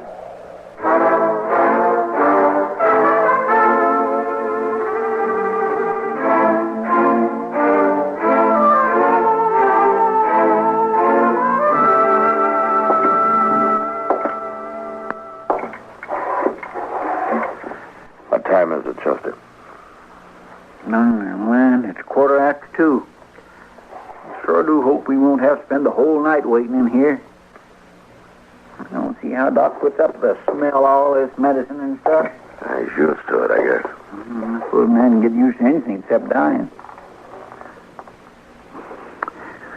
Mr. Dillon, you reckon it could have been Doc that fired them shots? Chester. Somebody coming. Come in. Doc, Marshal. Come on in, Bunko. Well, What's the matter with your arm? Oh, I got sewed into a barbed wire fence. Here, let's have a look at it, huh? No, it's all right. It's a gunshot wound. Hold it, both of you. Oh. Is, that the same gun you tried to kill Hunter with, Bunko? Stay where you are, Marshal. Yeah, about 30 years old, dark hair, mustache, medium build, excellent horseman, confirmed gambler. Wanted for murder, John Allison, alias Bunko Benson. Right, Bunko? He's not taking me back here. You stay where you are, Dillon. Don't be a fool, Bunko, and I'll put away that gun. Stay back, I'm warning you. Bunko, look! What?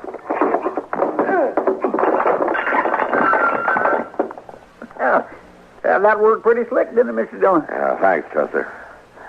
All right, let's get him down to the jail, and you can go find Doc. We're going to need him.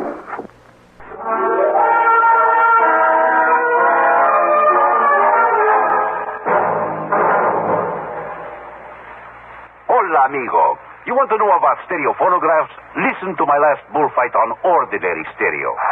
Ole. But now, Columbia Stereo 1.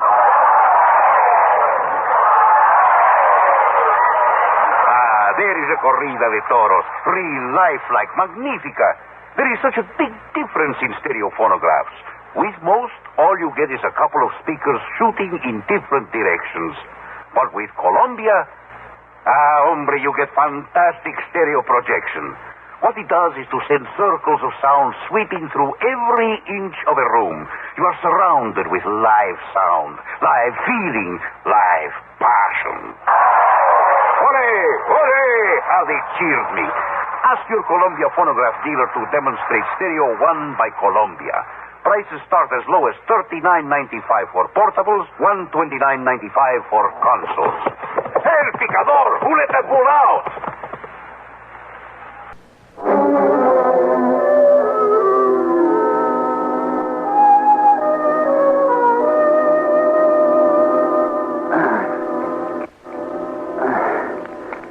Just hold still now, Bunko. Just one more second, and I'll have a hold of that bullet, and then wheel. Yeah. Add that one to your collection, Matt. I'll make Hunter a present of it. It wasn't bad shooting to be firing in the dark at a gun flash. You never get me back to Virginia. Now, hold still, Bunko. How do you expect a man to tie a bandage? How did you know that he'd come to my office, Matt? Didn't, Doc. We were waiting for you. Oh, I see. There. Yeah, that ought to stop the bleeding. Don't loosen it up now, and you'll live to hang yet. Don't worry about my hanging, Doc. I'll outlive you. Well, in view of the circumstances, I'd say odds are about even. Well, Matt, shall we adjourn to the front office? Yeah, come on. Okay, lock the cell, Chester. Yes, I will.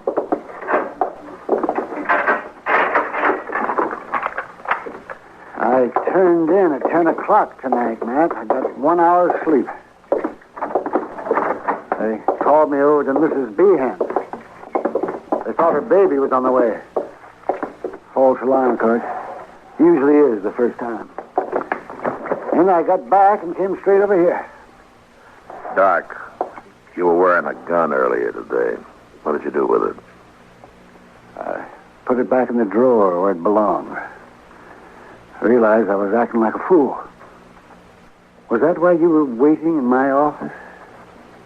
Somebody tried to kill Hunter, and you thought it was me?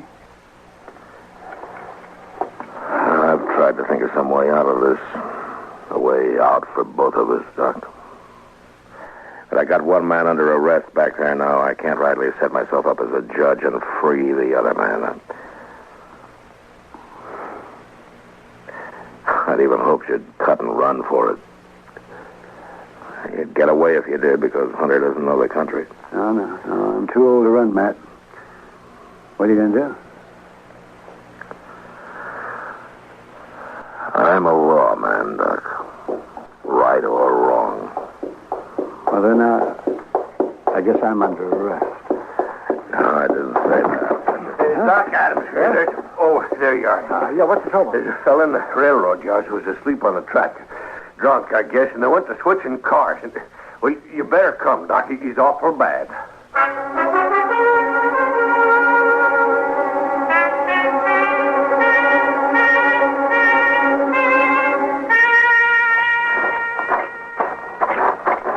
He's sitting near the loading pens down this way, I guess. Guess there's some lights over there and people standing around. Marshal, is that you? Yeah. Oh, Hunter. I thought you went to bed hours ago. I'm a light sleeper, Mr. Dillon. I heard there's an accident over in the yard. I'll just walk along with you. Give me a chance to meet your local doctor. Well, I guess you can meet him right now if you want to. Oh? Doc, this is Ed Hunter. Doc Adams. Yeah. How do you do, sir? Mr. Hunter? I got one of your prisoners locked up, Mr. Hunter, John Allison, known here as Bunko Benson. Good. He's the man who tried to kill you tonight. One down, then. Just one to go. Calvin Moore. Dr. Calvin Moore.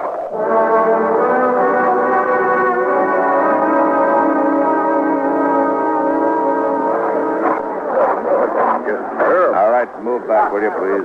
Will you let us through here, please? Here, Doctor. I'm right with you, Matt. All right, stand back, will you? Give Doc a chance to... Will you stand back, please? Please. Bad is right. We'll do what we can. That man who's hurt, Marshal, who is he? He's a drifter. He's been around Dodge a couple of years. Calls himself Texas Joe. Easy now, Ted. No friends or family. We'll have you fixed up here in a couple of days. Nobody knows where he came from. It's the usual story. You, Doc. That's right. I told him get you. Be all right. You guys here. Sure, it'll be all right. He certainly has to work under primitive conditions. Doc? Yeah. Chester, will you get those lanterns going and give Doc some more light? Yes, Mr. Gump. Just take it easy there. Yeah, he's the only real doctor this side of Abilene. Is there anything I could do to help Mr. Dillon? I guess not, Miss Kelly. Thanks anyway. Poor old Tex. He stopped in at the restaurant not more than 4 hours ago, and I fixed him a meal. You never know. Well, Doc can pull him through if anybody can. Sure he can. Put one of those lanterns on the other side, Chester. Okay, They seem to put a lot of faith in your Dr. Adams. They got reason to, Mr. Hunter. Yeah, Matt, could you give me a hand here? Yeah, sure. Lift his head up a little bit there, will you, Matt? Yeah. Not much chance, Matt. All I can do is make him comfortable. Don't try to talk now, Tex. You're going to be all right. You've been decent to me, Marshal. You treated me square. You and Doc, only friends I got. Sure, Tex. I got one more favor to ask. Could someone read me some scripture? Well, Tex, I just don't recall any of it. Well, I do. Mrs. Kelly, I doubt if he can hear. I can hear. Please. The Lord is my shepherd. I shall not want. He maketh me to lie down in green pastures. He leadeth me beside the still waters. He restoreth my soul. I think that's enough, Mrs. Kelly. Too bad. Oh, no. Well, you can't win them all, I guess. No, you can't win them all. Well, I guess... Dr. Adams, as only physician here, I suppose you also function as coroner. That's right. And this man here, he'll be buried under the name of Texas Joe? Don't worry about it. Boot Hill is full of men buried under nicknames. So crazy. In this country... Doc. Oh, excuse me. Doc, I just came from... Oh. Yeah. Doc, I've been sitting up with Mrs. B, and you left too soon. She needs you over there right away. Well, then there wasn't a false alarm. All right, Kitty, I'll be there as quick as I... Well, as soon as... Kitty, you go on back over and do what you can for her. Doc will be along. All right, Matt, but you better hurry. Well, Mr. Hunter... Well, gentlemen, this seems to have been my lucky night. Both my fugitives located within an hour of each other. Yeah. I guess there's nothing I can do to... One safe in jail and one of them dead. Or didn't you notice the resemblance, Marshal? Texas Joe here? Obviously, the man in the photograph. I saw it immediately. Well, I hope you'll take all necessary steps to see that he's buried under his real name, Calvin Moore, and his death, of course. Close the case. I'll be leaving for Virginia with my other prisoner tomorrow. Leave? Mr. Hunter? Doctor, I'd say this is no time to stand around there talking. You have a patient waiting. This town seems to depend on you. Matt? Well, Doc, you've got work to do. You just make sure it's a boy, huh? Well, I'll do my darndest, Matt. Good night, gentlemen. Good night, Doc.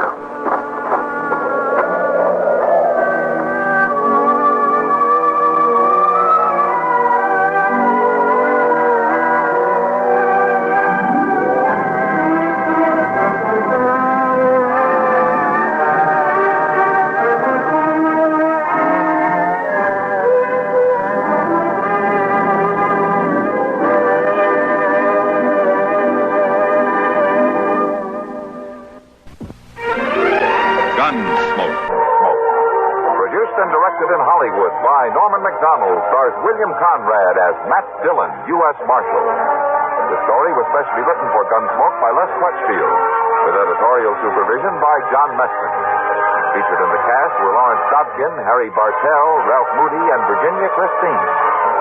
Harley Bear is Chester, Howard McNear is Doc, and Georgia Hawkins is Kitty.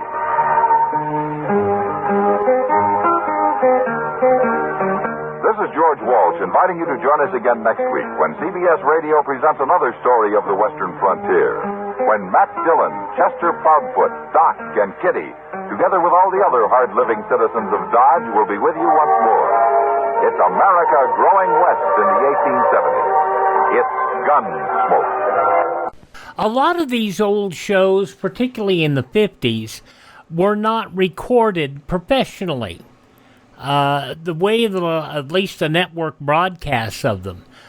Some of the shows we do have original copies of. Some we have Armed Forces radio recordings of. And some, like this particular episode of Gunsmoke, was a home recording from somebody who recorded it just for them to be able to listen to over and over again.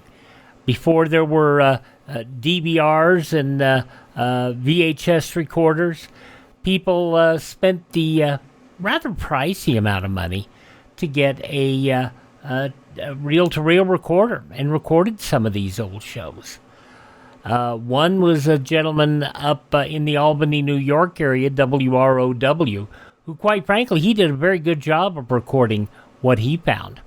That was from 66 years ago, November 8, 1959, Gunsmoke here on Classic Radio Theater with Wyatt Cox. Visit our webpage, won't you please, at classicradio.stream to support the podcast.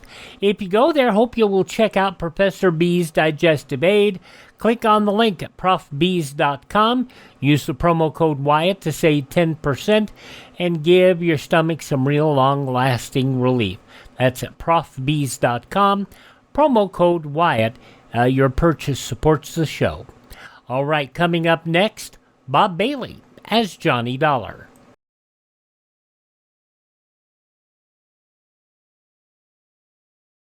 You know, this is still the season for carefree holidays and vacations. But don't be carefree on the highway. With roads jammed with traffic, this is the time to be extra careful when driving. When you plan a trip, be sure to allow plenty of time so that you won't be forced to drive too fast or too long.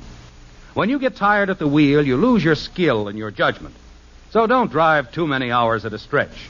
Plan your trip so that you can stop frequently and get plenty of rest. And when you start that trip, resolve that you're going to obey traffic laws and regulations. Don't gamble with safety. Remember, the life you save may be your own.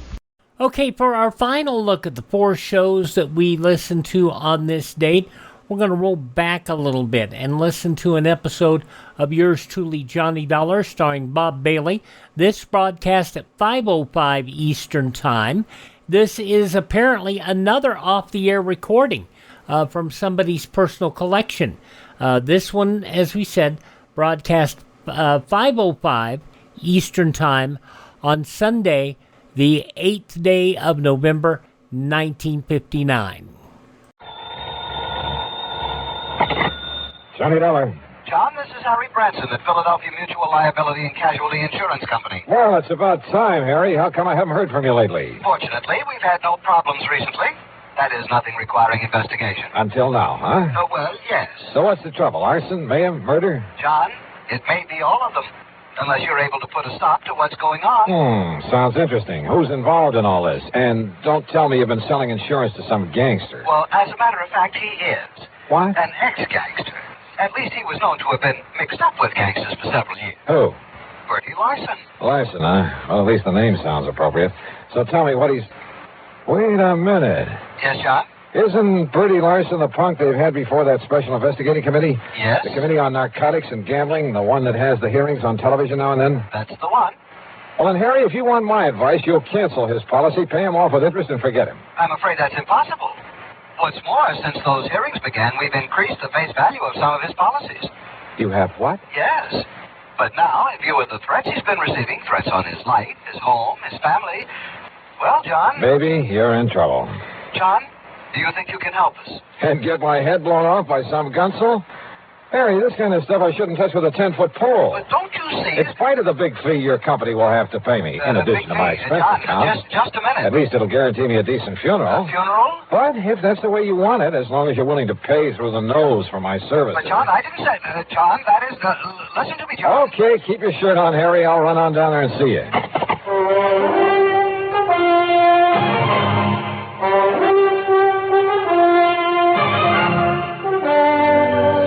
CBS Radio brings you Bob Bailey in the exciting adventures of the man with the action-packed expense account, America's fabulous freelance insurance investigator. Yours truly, Johnny Dollar.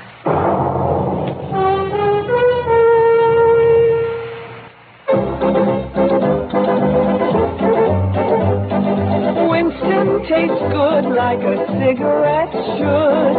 Winston tastes good like a cigarette should. Winston gives you real flavor, full, rich tobacco flavor. Winston's easy drawing too. The flavor comes right through to you. Winston tastes good like a cigarette should. A modern filter? Sure, Winston has it. But that's only the beginning of a Winston. Up front, up where it really counts, Winston packs exclusive filter blend. Light, flavorful tobaccos, specially selected and specially processed for filter smoking. Filter blend. That's why it's fun to smoke Winston, America's best-selling filter cigarette. Winston tastes good like a cigarette should. And now, Act One of yours truly, Johnny Dollar.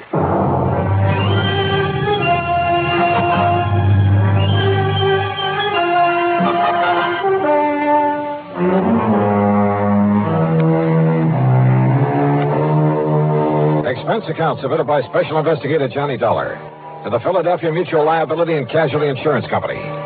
Following is the account of expenses incurred during my investigation of the Larson Arson Matter.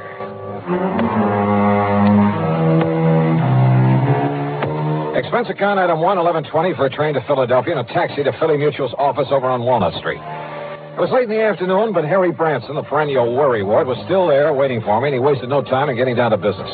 Now, Bertie Larson, or more properly, Herbert James Larson, lives out in Penfield, John. Oh, yeah, that's kind of part of West Philadelphia, isn't it, Harry? Just beyond. He and his wife live in a very nice one-story brick home that we've insured for some $30,000. But he must have done fairly well in the rackets and had sense enough to put some aside.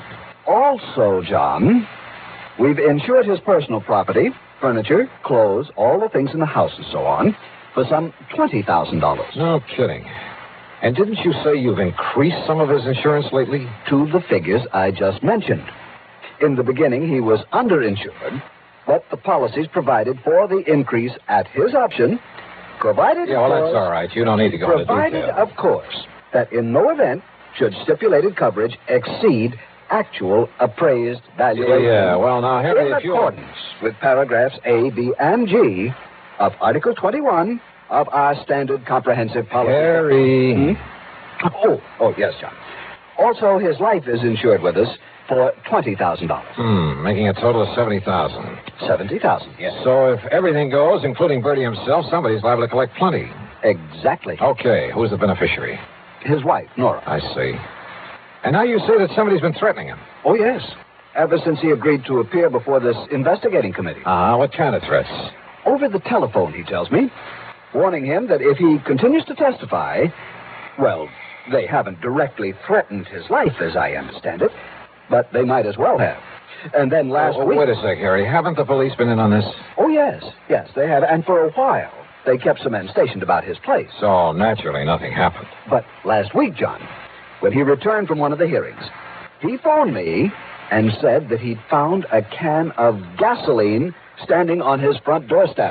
Just a hint, of what might happen if he doesn't clam up. Yeah, that's an old-style gang warning. Yes, a very obvious threat to burn up his home. But he's continued to appear at the hearings? Yes. And if he's killed off by these people, if his home is burned out from under him... By what people, Harry? Has he any idea who might be behind this monkey business? Well, of course. It must be someone who was involved with him in narcotics and illegal gambling at one time or another. But he doesn't know exactly who. Not specifically. He says he never recognized the voice on the phone. And, of course, it was probably well disguised. Do you suppose he's still involved in the rackets? Oh, apparently not, or we'd never have sold him insurance. But then who can be sure? The point is, John, that if anything does happen to him or to that home of his, the company will have to pay out sizable sums of money. Naturally, we don't want to do that. No. And if he can be protected properly, Well, John, that's why I telephoned to you. Yeah, but Harry, the kind of protection you seem to want for him is something for the police to provide. John, I am convinced that the protection they are giving Bertie Larson is wholly inadequate. You told them so? I most certainly have. But they simply refuse to listen to me. Well, that is why I called you. Oh, I'm sorry, Harry, but it seems to me that... Well, okay. Give me his address. Tell me who the police contact is, and I'll see what I can do for you. I dropped my bags at the Bellevue Stratford. Then, having missed my lunch, I spent item 2, $5.25 for a drink and some early dinner. Item 3, $50 deposit on a rental car, and I headed out through West Philadelphia to the address in Penfield. As Harry had said, it was a nice place, not large, but neat and modern, sitting at the end of a new street. Apparently, there was no one home. I looked around to see if there was a patrolman watching over the place. No one. Nothing. And the street itself was deserted. I was just about to swing around and head for police headquarters when I noticed a thin streak of light from one of the rear windows in spite of the drawn shades. Yeah, I suppose I'll learn one of these days not to be so curious. But I walked quietly up the driveway beside the house. And then I heard something. Just a little sound, as though someone had quietly opened or closed the door at the side of the garage in the rear. And I suddenly caught the smell of gas, of raw gasoline. It was coming from the garage. I carefully edged my way on back there, hoping I wouldn't trip over something in the darkness that would give me away. The smell of gasoline was stronger now, much stronger. My next step was into a puddle in front of the garage door. I remember bending over to sniff at it, and it was gasoline, all right. And I remember a flashlight stabbing through the darkness behind me. But as I rose and turned...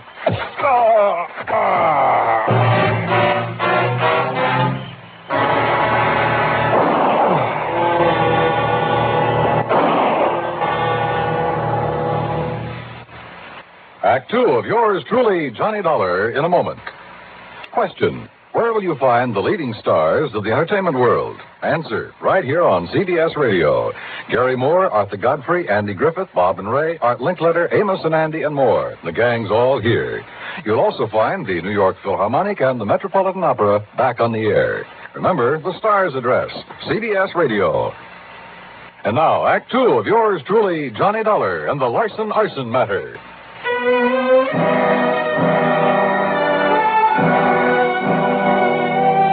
I came to in a hospital room, and I had company. One of them was in a blue uniform with brass buttons with the stripes of a sergeant on his sleeves. So you decided to come back to the land of the living, huh? The other was a man of about 40, big, beefy.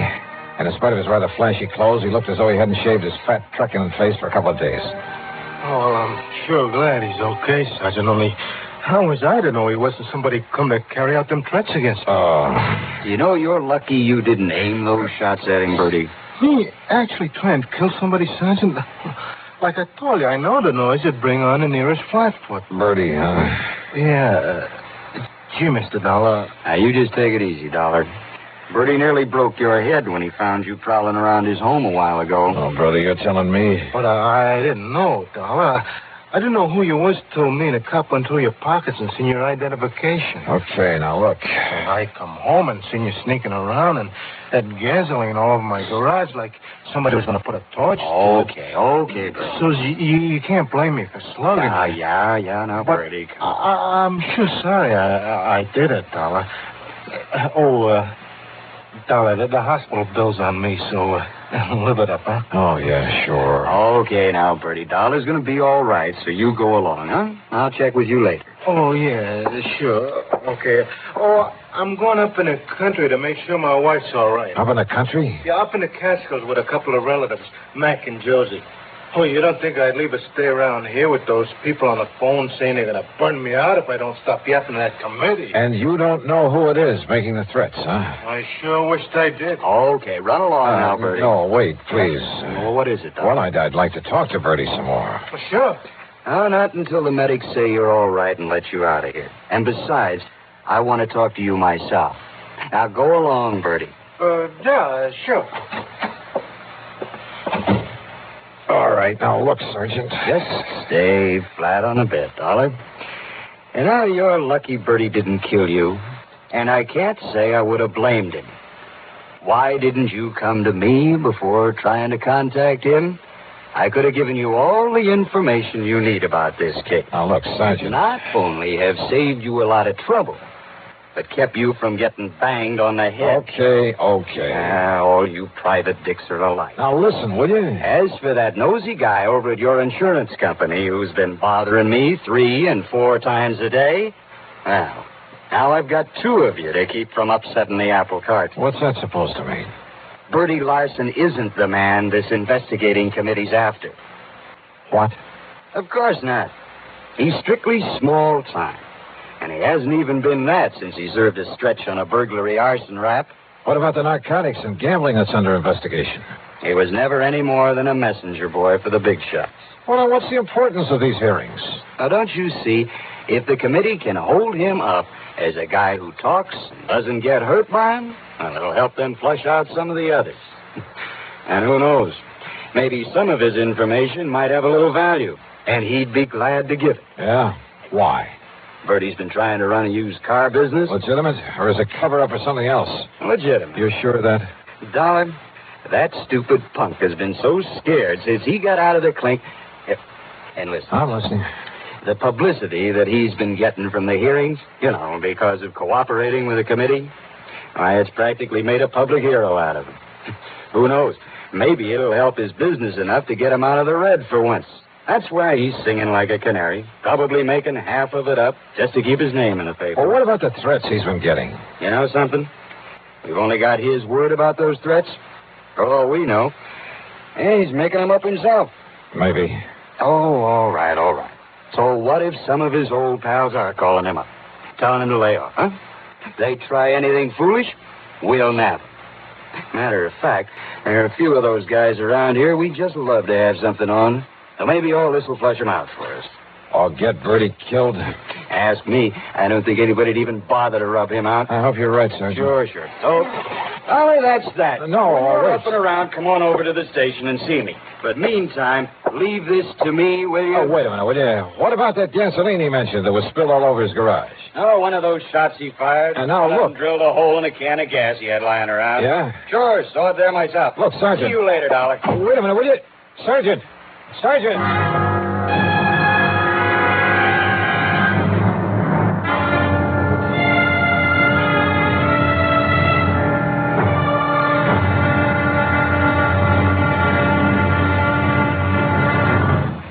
Act 3 of yours truly, Johnny Dollar, in a moment. Here's Hollywood star Mona Freeman. Who feels like acting with a miserable cold? I relieve cold distress the fast way with 4-way cold tablets. Yes, tests of all the leading cold tablets proved 4-way fastest acting. Amazing 4-way starts in minutes to relieve muscular pains and headache, reduce fever, calm upset stomach, also overcomes irregularity. When a cold strikes, do what I do. Take 4-way cold tablets. It's the fast way to relieve nasty cold distress and feel better quickly. 4-way, only 29 cents. Now, here's a word about another fine product of Grohl Laboratories. Had dandruff for years, now get rid of it in 3 minutes with Fitch Dandruff Remover Shampoo. 3 minutes with Fitch regularly is guaranteed to keep unsightly dandruff away forever. Apply Fitch before wetting hair, rub in 1 minute. Add water, lather 1 minute. Then rinse 1 minute. Every trace of dandruff goes down the drain. 3 minutes with Fitch, embarrassing dandruff's gone. Fitch can also leave hair up to 35% brighter. Get Fitch Dandruff Remover Shampoo today. And now, Act 3 of yours truly, Johnny Dollar.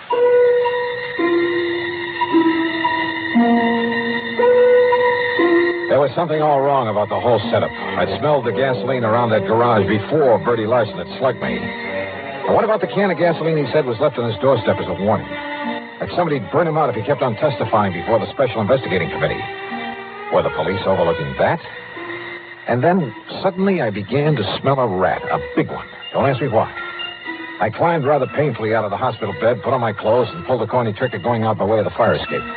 Luck was with me. The police had left my rental car in the hospital parking lot. I spent on them $4, $1.50 and a bar and a grill for a slug of brandy and some hot black coffee. But I was still feeling pretty rocky, so I took my time driving out to Bertie Larson's place again. As I stepped out of the car, I noticed a light coming from an open window at the rear and a big sedan back in front of the garage, the trunk of it wide open. Bertie's, or the car of someone who'd come to put the torch to his home. I didn't have to wait long for an answer.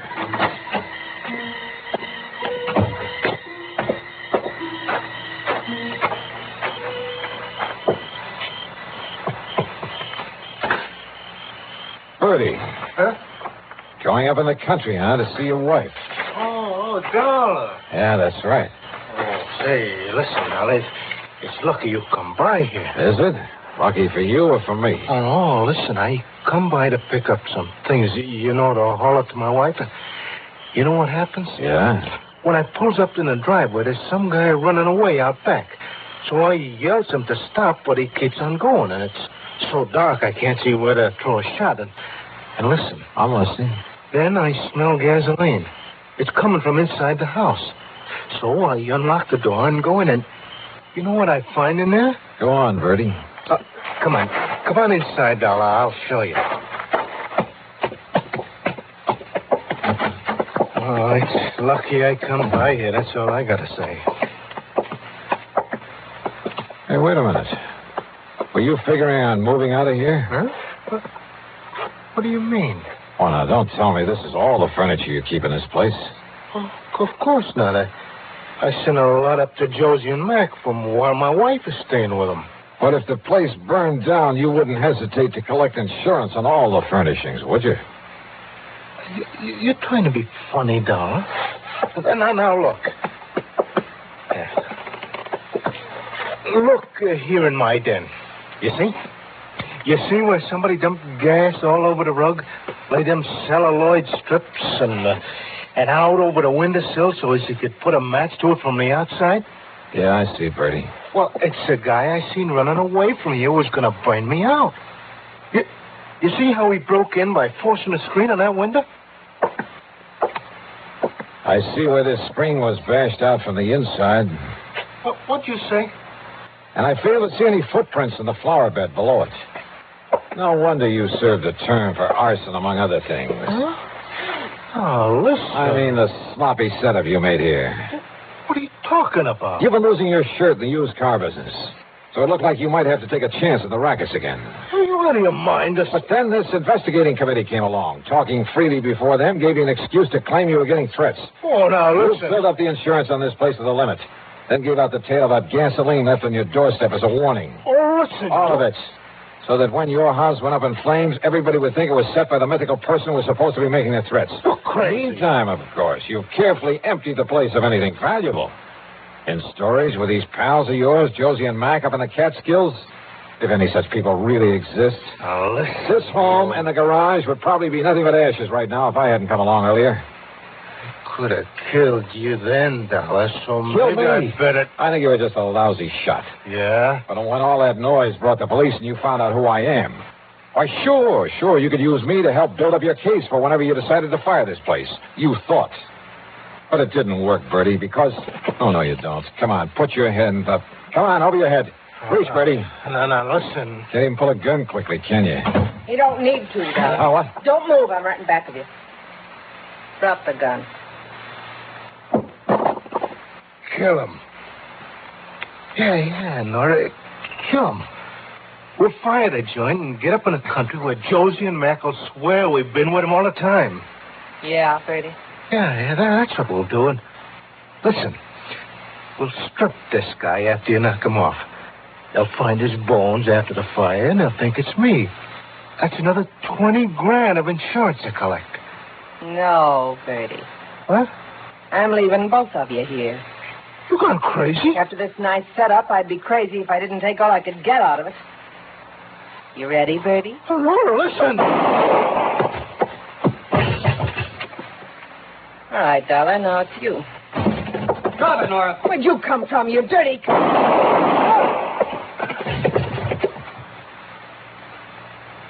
Thanks, Sergeant. Well, that's okay, Dollar. But you can be mighty glad that hospital called me up when they found you'd sneaked out on them. You know something, Sergeant? Yeah? I'm mighty glad.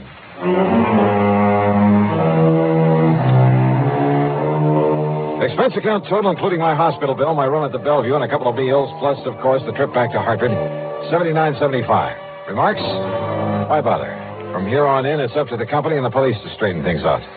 Yours truly, Johnny Dollar.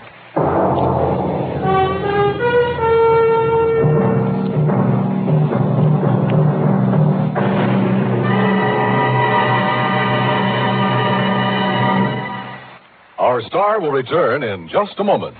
Constipation can be a problem for anyone, even doctors. And when constipation occurs, it's interesting to see just what doctors consider important about a laxative they might use or recommend. Well, a majority of the doctors we heard from had this to say. A laxative should be effective, gentle, as close to natural acting as possible, and a medicine that can be used with complete confidence. Now, X-Lax has been popular with many doctors and millions of people over the years because chocolated X-Lax is effective. Overnight, it helps you toward your normal regularity. X-Lax is gentle. Next morning, it gives you the closest thing to natural action. And that's why many doctors and millions of people use X-Lax with complete confidence. X-Lax, the laxative that helps you toward your normal regularity gently, overnight. Is X-Lax in your medicine cabinet? Now, here is our star to tell you about next week's story. Next week, Sarasota, Florida. A body floating in a bayou, and one too many suspects. Join us, won't you? Yours truly, Johnny Dollar.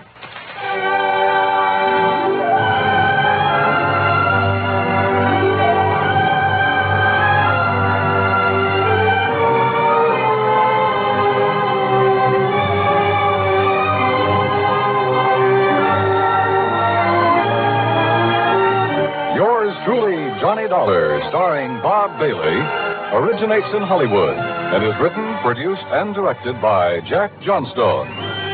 Heard in our cast were Virginia Gregg, Harry Bartell, Don Diamond, and Bert Holland. Be sure to join us next week, same time and station, for another exciting story of yours truly, Johnny Dollar.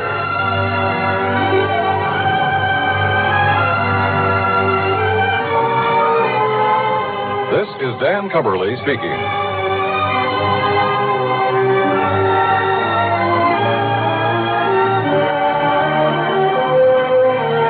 Take the last trip, a bizarre way to end a romantic triangle, on Suspense. Next on the CBS Radio Network. Hello, my name's Henry J. Mitchell. Mrs. Mitchell and I are standing here on the second deck of this ocean liner, waiting to start our trip around the world. You know, now that the day is finally here, we can hardly wait to get going. Naturally, we started saving toward this day some time ago by investing regularly in United States savings bonds. We felt that by saving with Series E bonds, we were making the wisest, safest investment possible. What's more, our dollars were also helping our country. You see, the money that goes into U.S. savings bonds helps to keep America strong. We all know that peace costs money. Money to help keep the peace through industrial and military strength, and money to make it lasting through science and education. We're mighty proud to do our share in securing the future of our country. Are you doing your part? Start today. Invest regularly in United States savings bonds. WROW Radio 59. Yep, that a WROW air check, probably from the collection of Pat Rispoli. He lived in the WROW listening area near Albany, and he's the reason we have a lot of these late 50s and early 60s yours truly, Johnny Dollar, Gunsmoke, and Suspense shows. He also collected a lot of baseball game recordings at the same time. Dodgers, Giants, Yankees, Mets, all New York teams.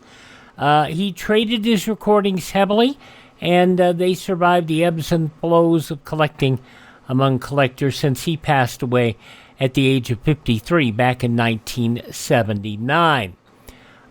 We have a number of shows. In fact, we've got a full line of shows from 1957 that we got from the Internet Archive from him as well.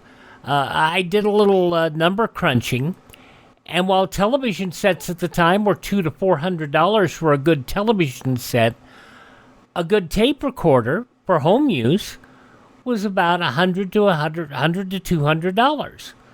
So some people who wanted to actually save these old shows, because it was obvious to any fan of dramatic radio at the time that the era was coming to a close. So that's what they did. They recorded the shows themselves. All right, up next here, an episode of Blum and Abner with Classic Radio Theater with Wyatt Cox. Oh, that, by the way, November 8th, 1959, Bob Bailey and yours truly, Johnny Dollar, as it was broadcast on this date, Sunday, November 8th, 1959. We will wrap it up with a 1943 episode of Blum and Abner next.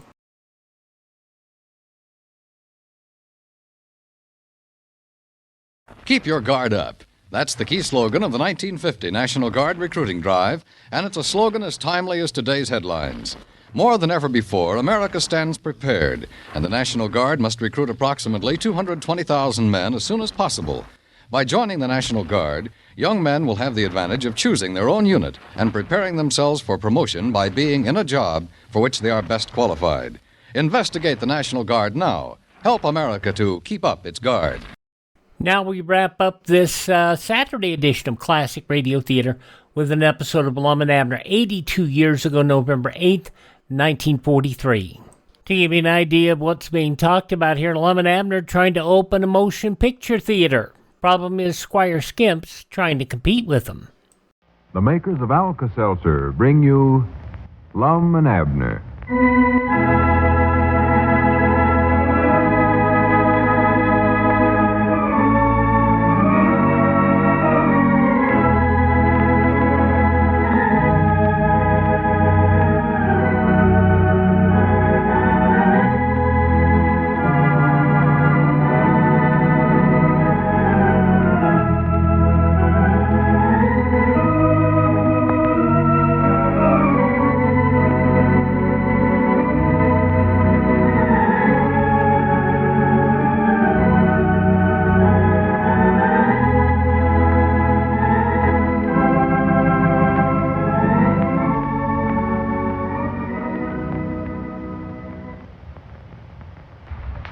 Friends, is there any other one common ailment that can make you feel more downright miserable than a cold? I don't know of another, and I'm sure you agree, especially if you happen to have a cold right now. Well, thanks to the comforting relief Alka-Seltzer brings, you shouldn't have to be uncomfortable for very long. That's a fact, folks.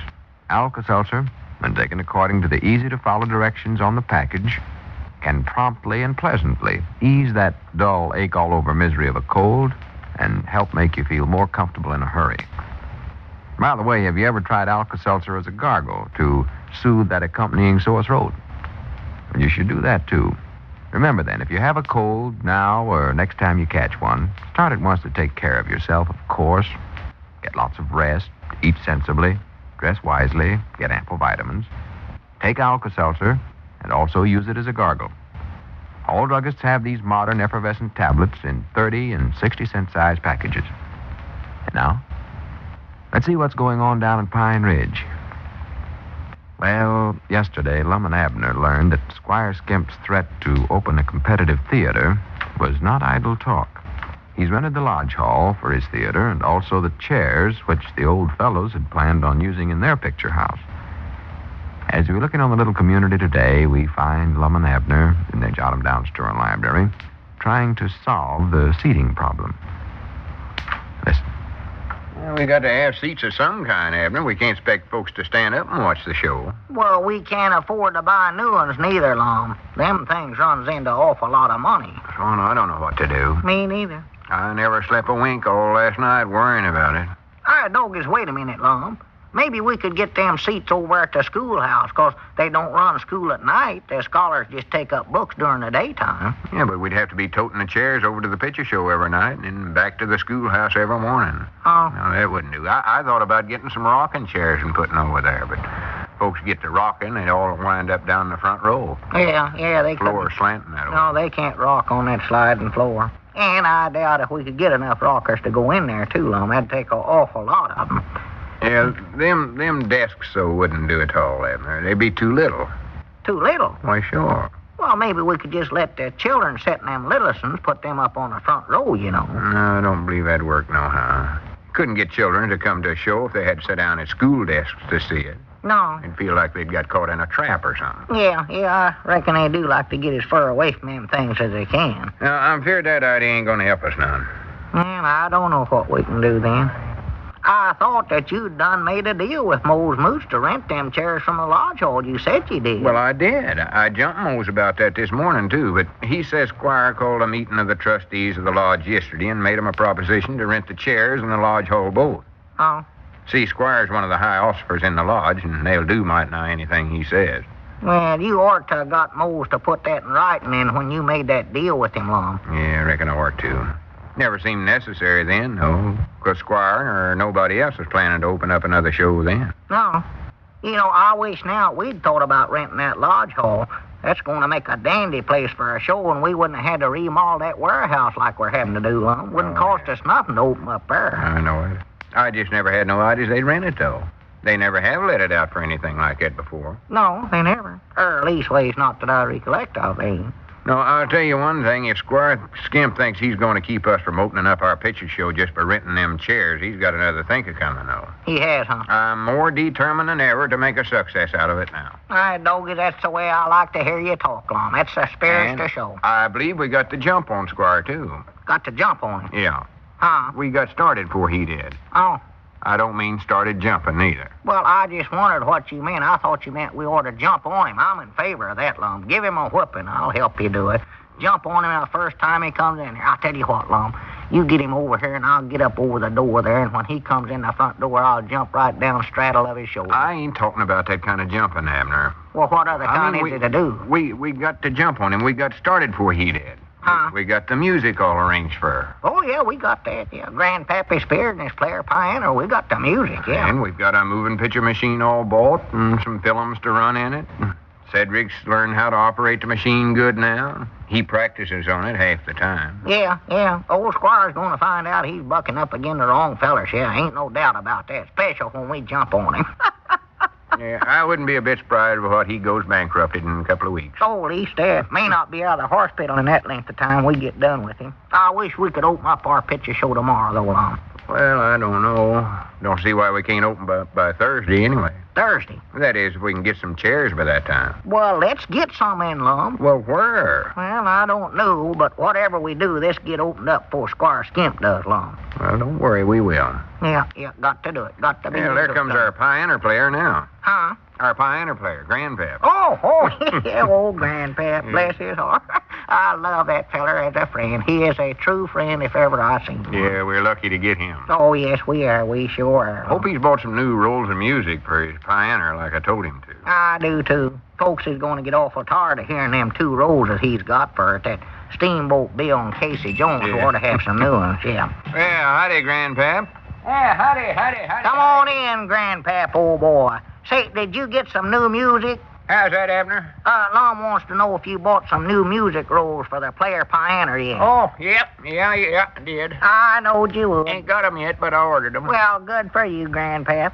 What ones did you order? Oh, I forget just now. Huh? Say, fellers, there's something I want to talk to you about. I don't know exactly how to say it, hardly. Well, just go right ahead, Grandpap. We're your friends. You know that you're true friends, me and Lum. Yeah, well, did you know that Squire Skimp's putting in a picture show over in the lodge hall? Oh, yeah, we know that, Grandpa. Oh, you don't need to worry about breaking that news to us. We already know that too good and well. Yeah. Yeah, of course, now he's going to have music over there, you know. Oh, yeah, but we beat old Squire to it there. That player piano of yours is the only one in town. We've got him there. Yeah, that's right, ain't it? Why, sure it is. Of course, now, I understand he's done hired himself a pioneer player. He has? For goodness sakes, who'd he get anyways? Why, he got me. Got you? Now, don't be too hard on me, fellas. Try to see my side of this whole thing. Well, if that don't beat anything I ever heard of. I thought you was our friend, Grandpa. Well, I am your friend, Abner. It don't sound like it. Tell you, I hate to quit you fellers the worst way, especially since I'm quitting before I even get started. But a feller's got to look out for himself nowadays. I've got to get the best I can for my talents. Talents? Yeah. You call playing a player pioneer talents? Why, sure.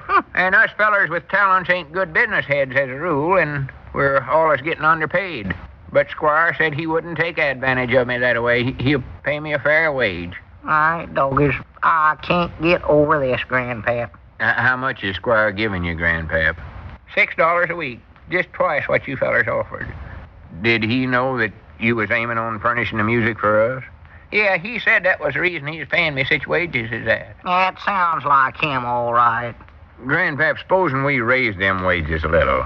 Give you a little more than he's offering. Yeah, say $7. Oh, no, I couldn't do that, fellers. All right, $8, $10, then. No, Abner. $100. You mean that, $100? Wait a minute here, Abner. Abner never meant that. Huh? Now, let's go back to $8. Yeah, back to 8. Well, I'd love to take that long, but it's too late. I done signed agreement. A contract to furnish music for Squire for 3 months. All right, doggies, Grandpappy Spears, you ought to be ashamed of yourself. You ornery, low-down varmint. Abner. You overhanded snake in the weeds. Now, wait a minute, Abner Peabody. I ain't taking that kind of talk off of you or nobody else. Anybody to pull a stunt like that you done, Abner, you can't say nothing too bad about it. Abner. Oh, varmint. We can't blame Grandpap for taking a better deal than we give him. That's just human nature. Yeah, thank you, Lum, for seeing it my way. Just hope you fellers won't hold this again me. I know one of us is going to. I ain't saying who it is, but I know. I expect I better be going. I want to run over to the place and tell Charity the good news. I'll see you fellers later. Well, don't hurry back. Hope he never comes back in here. Hate and despise him. All his have. Well, Abner, you oughtn't have been so hard on Grandpap. Well, Lord me, Lum, there ain't no other player pioneer in town except his'n. No, I know they ain't, but it's Squire that's to blame for all this. I hate him, too. But we'll put in a picture show just the same, don't you worry. He can't stop us just by hiring our pioneer player out from under us. Wish Cedric could play the pioneer or something. Well, he's going to be running the picture show machine, Lum. Can't be up there and down in front playing the pioneer at the same time. Boys just do one job at a time. Wait a minute, was that our ring? It might have been. I'll get it. Yeah, answer it. That's Grandpappy Spears. Hello, jot 'em down, store and library. Lum Eddard's talking. But she's a little older. Oh, howdy, Eugene. Beat the daylights out of him. How you getting along over there? I know just how strong he is. Huh? Take something over and see. Well, what's the matter? Something I can lift. Oh, well, how much is Squire paying you? Get up over the door and jump on him. Well, we'll double that. Oh, done signed a contract, huh? Uh-oh. Well, now, Eugene, can't we talk this thing over, sort of finish our job for you? Oh, yeah. Looks like I'm going to have a lot of junk. Uh-huh. Yeah. Sure, I see. All right, then, Eugene. Flying Abner, that call me. Yeah, goodbye. Granny's what folks won't do for a few dollars. Has Eugene Blevins quit us now and signed up with Squire Skimp, too? Yeah, him and all the other carpenters. Just what I figured. Dog is them's the only carpenters there is in town, too, Lum. Eugene Blevins and that bunch is everyone there is in town. Yeah, it just looks like there ain't no one thing that Squire won't do. Snake in the weeds. Granny, he ain't stopped us yet, though. We'll get that picture show of ours open if we have to finish building it ourselves. Aye, doggies, that's a thing to do. Wait a minute. There comes Cedric. He'll help us. Oh, Cedric, he's a good man with a hammer, too, Lum. You tell him where to nail, he can nail good. Yeah, that's right. He can help us a whole lot. Well, the three of us get over there and get to working. We can get the thing open by Thursday anyway. Why, sure we can. We'll get some chairs or boards or something for him to sit on. Get Elizabeth over there. She can haul the lumber up there for us while we cut it up, saw it, and hammer it on to the places where it ought to be hammered on to. Yeah, come on in here, Cedric. We got something to talk to you about. Yes, Mama. What is, Mr. Abner? Well, that snake in the weeds, Squire Skimp, has hired our pioneer player, and now he's hired all our carpenters away from us. Whoa, what do you know about that? But that ain't going to stop us, Cedric. We're going to finish the carpenter work ourselves, and we want you to help us. Oh, yes, Mom. Well, I'd love to do that. Well, good for you, Cedric. I know we could depend on old Cedric. We'll more than likely get started on it right tomorrow. Yeah, can you make it tomorrow, Cedric? Yes, Mom. Well, good for you. I'll have to check first, though, and see if my contract says it's all right for me to do that. Your contract? Yes, Mom. I signed a contract to run Mr. Squire's picture machine for him. Huh? He sure pays good wages, too, don't he, that Mr. Squire? Boy. Well, it didn't take Lum and Abner long to discover just who their friends were, did it? And, folks, it won't take you long to discover what a real friend Alka-Seltzer can be whenever it's your misfortune to have a touch of acid indigestion. You see, Alka-Seltzer does more than simply neutralize excess gastric acidity. It also helps relieve that full, stuffy feeling as well. What's more, Alka-Seltzer is mighty pleasant to take, too. Not at all bad tasting, as you might expect such an effective product to be. So try it, won't you? Whenever you have occasional acid indigestion, an acid-upset stomach, distress after meals, or heartburn, you can get Alka-Seltzer at all drugstores, by the package, and by the glass at the soda fountain.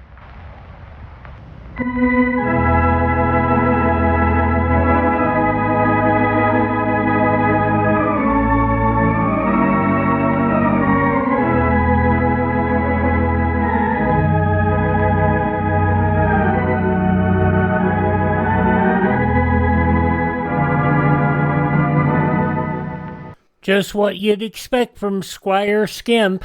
82 years ago, November 8, 1943, Lum and Abner here on Classic Radio Theater with Wyatt Cox. On our Sunday show, comedy with Jack Benny, the Aldrich Family, Edgar Bergen with Charlie McCarthy, Lum and Abner, and we'll be back on tomorrow. Have yourself a great Saturday. We'll see you tomorrow for more Classic Radio Theater. I'm Wyatt Cox.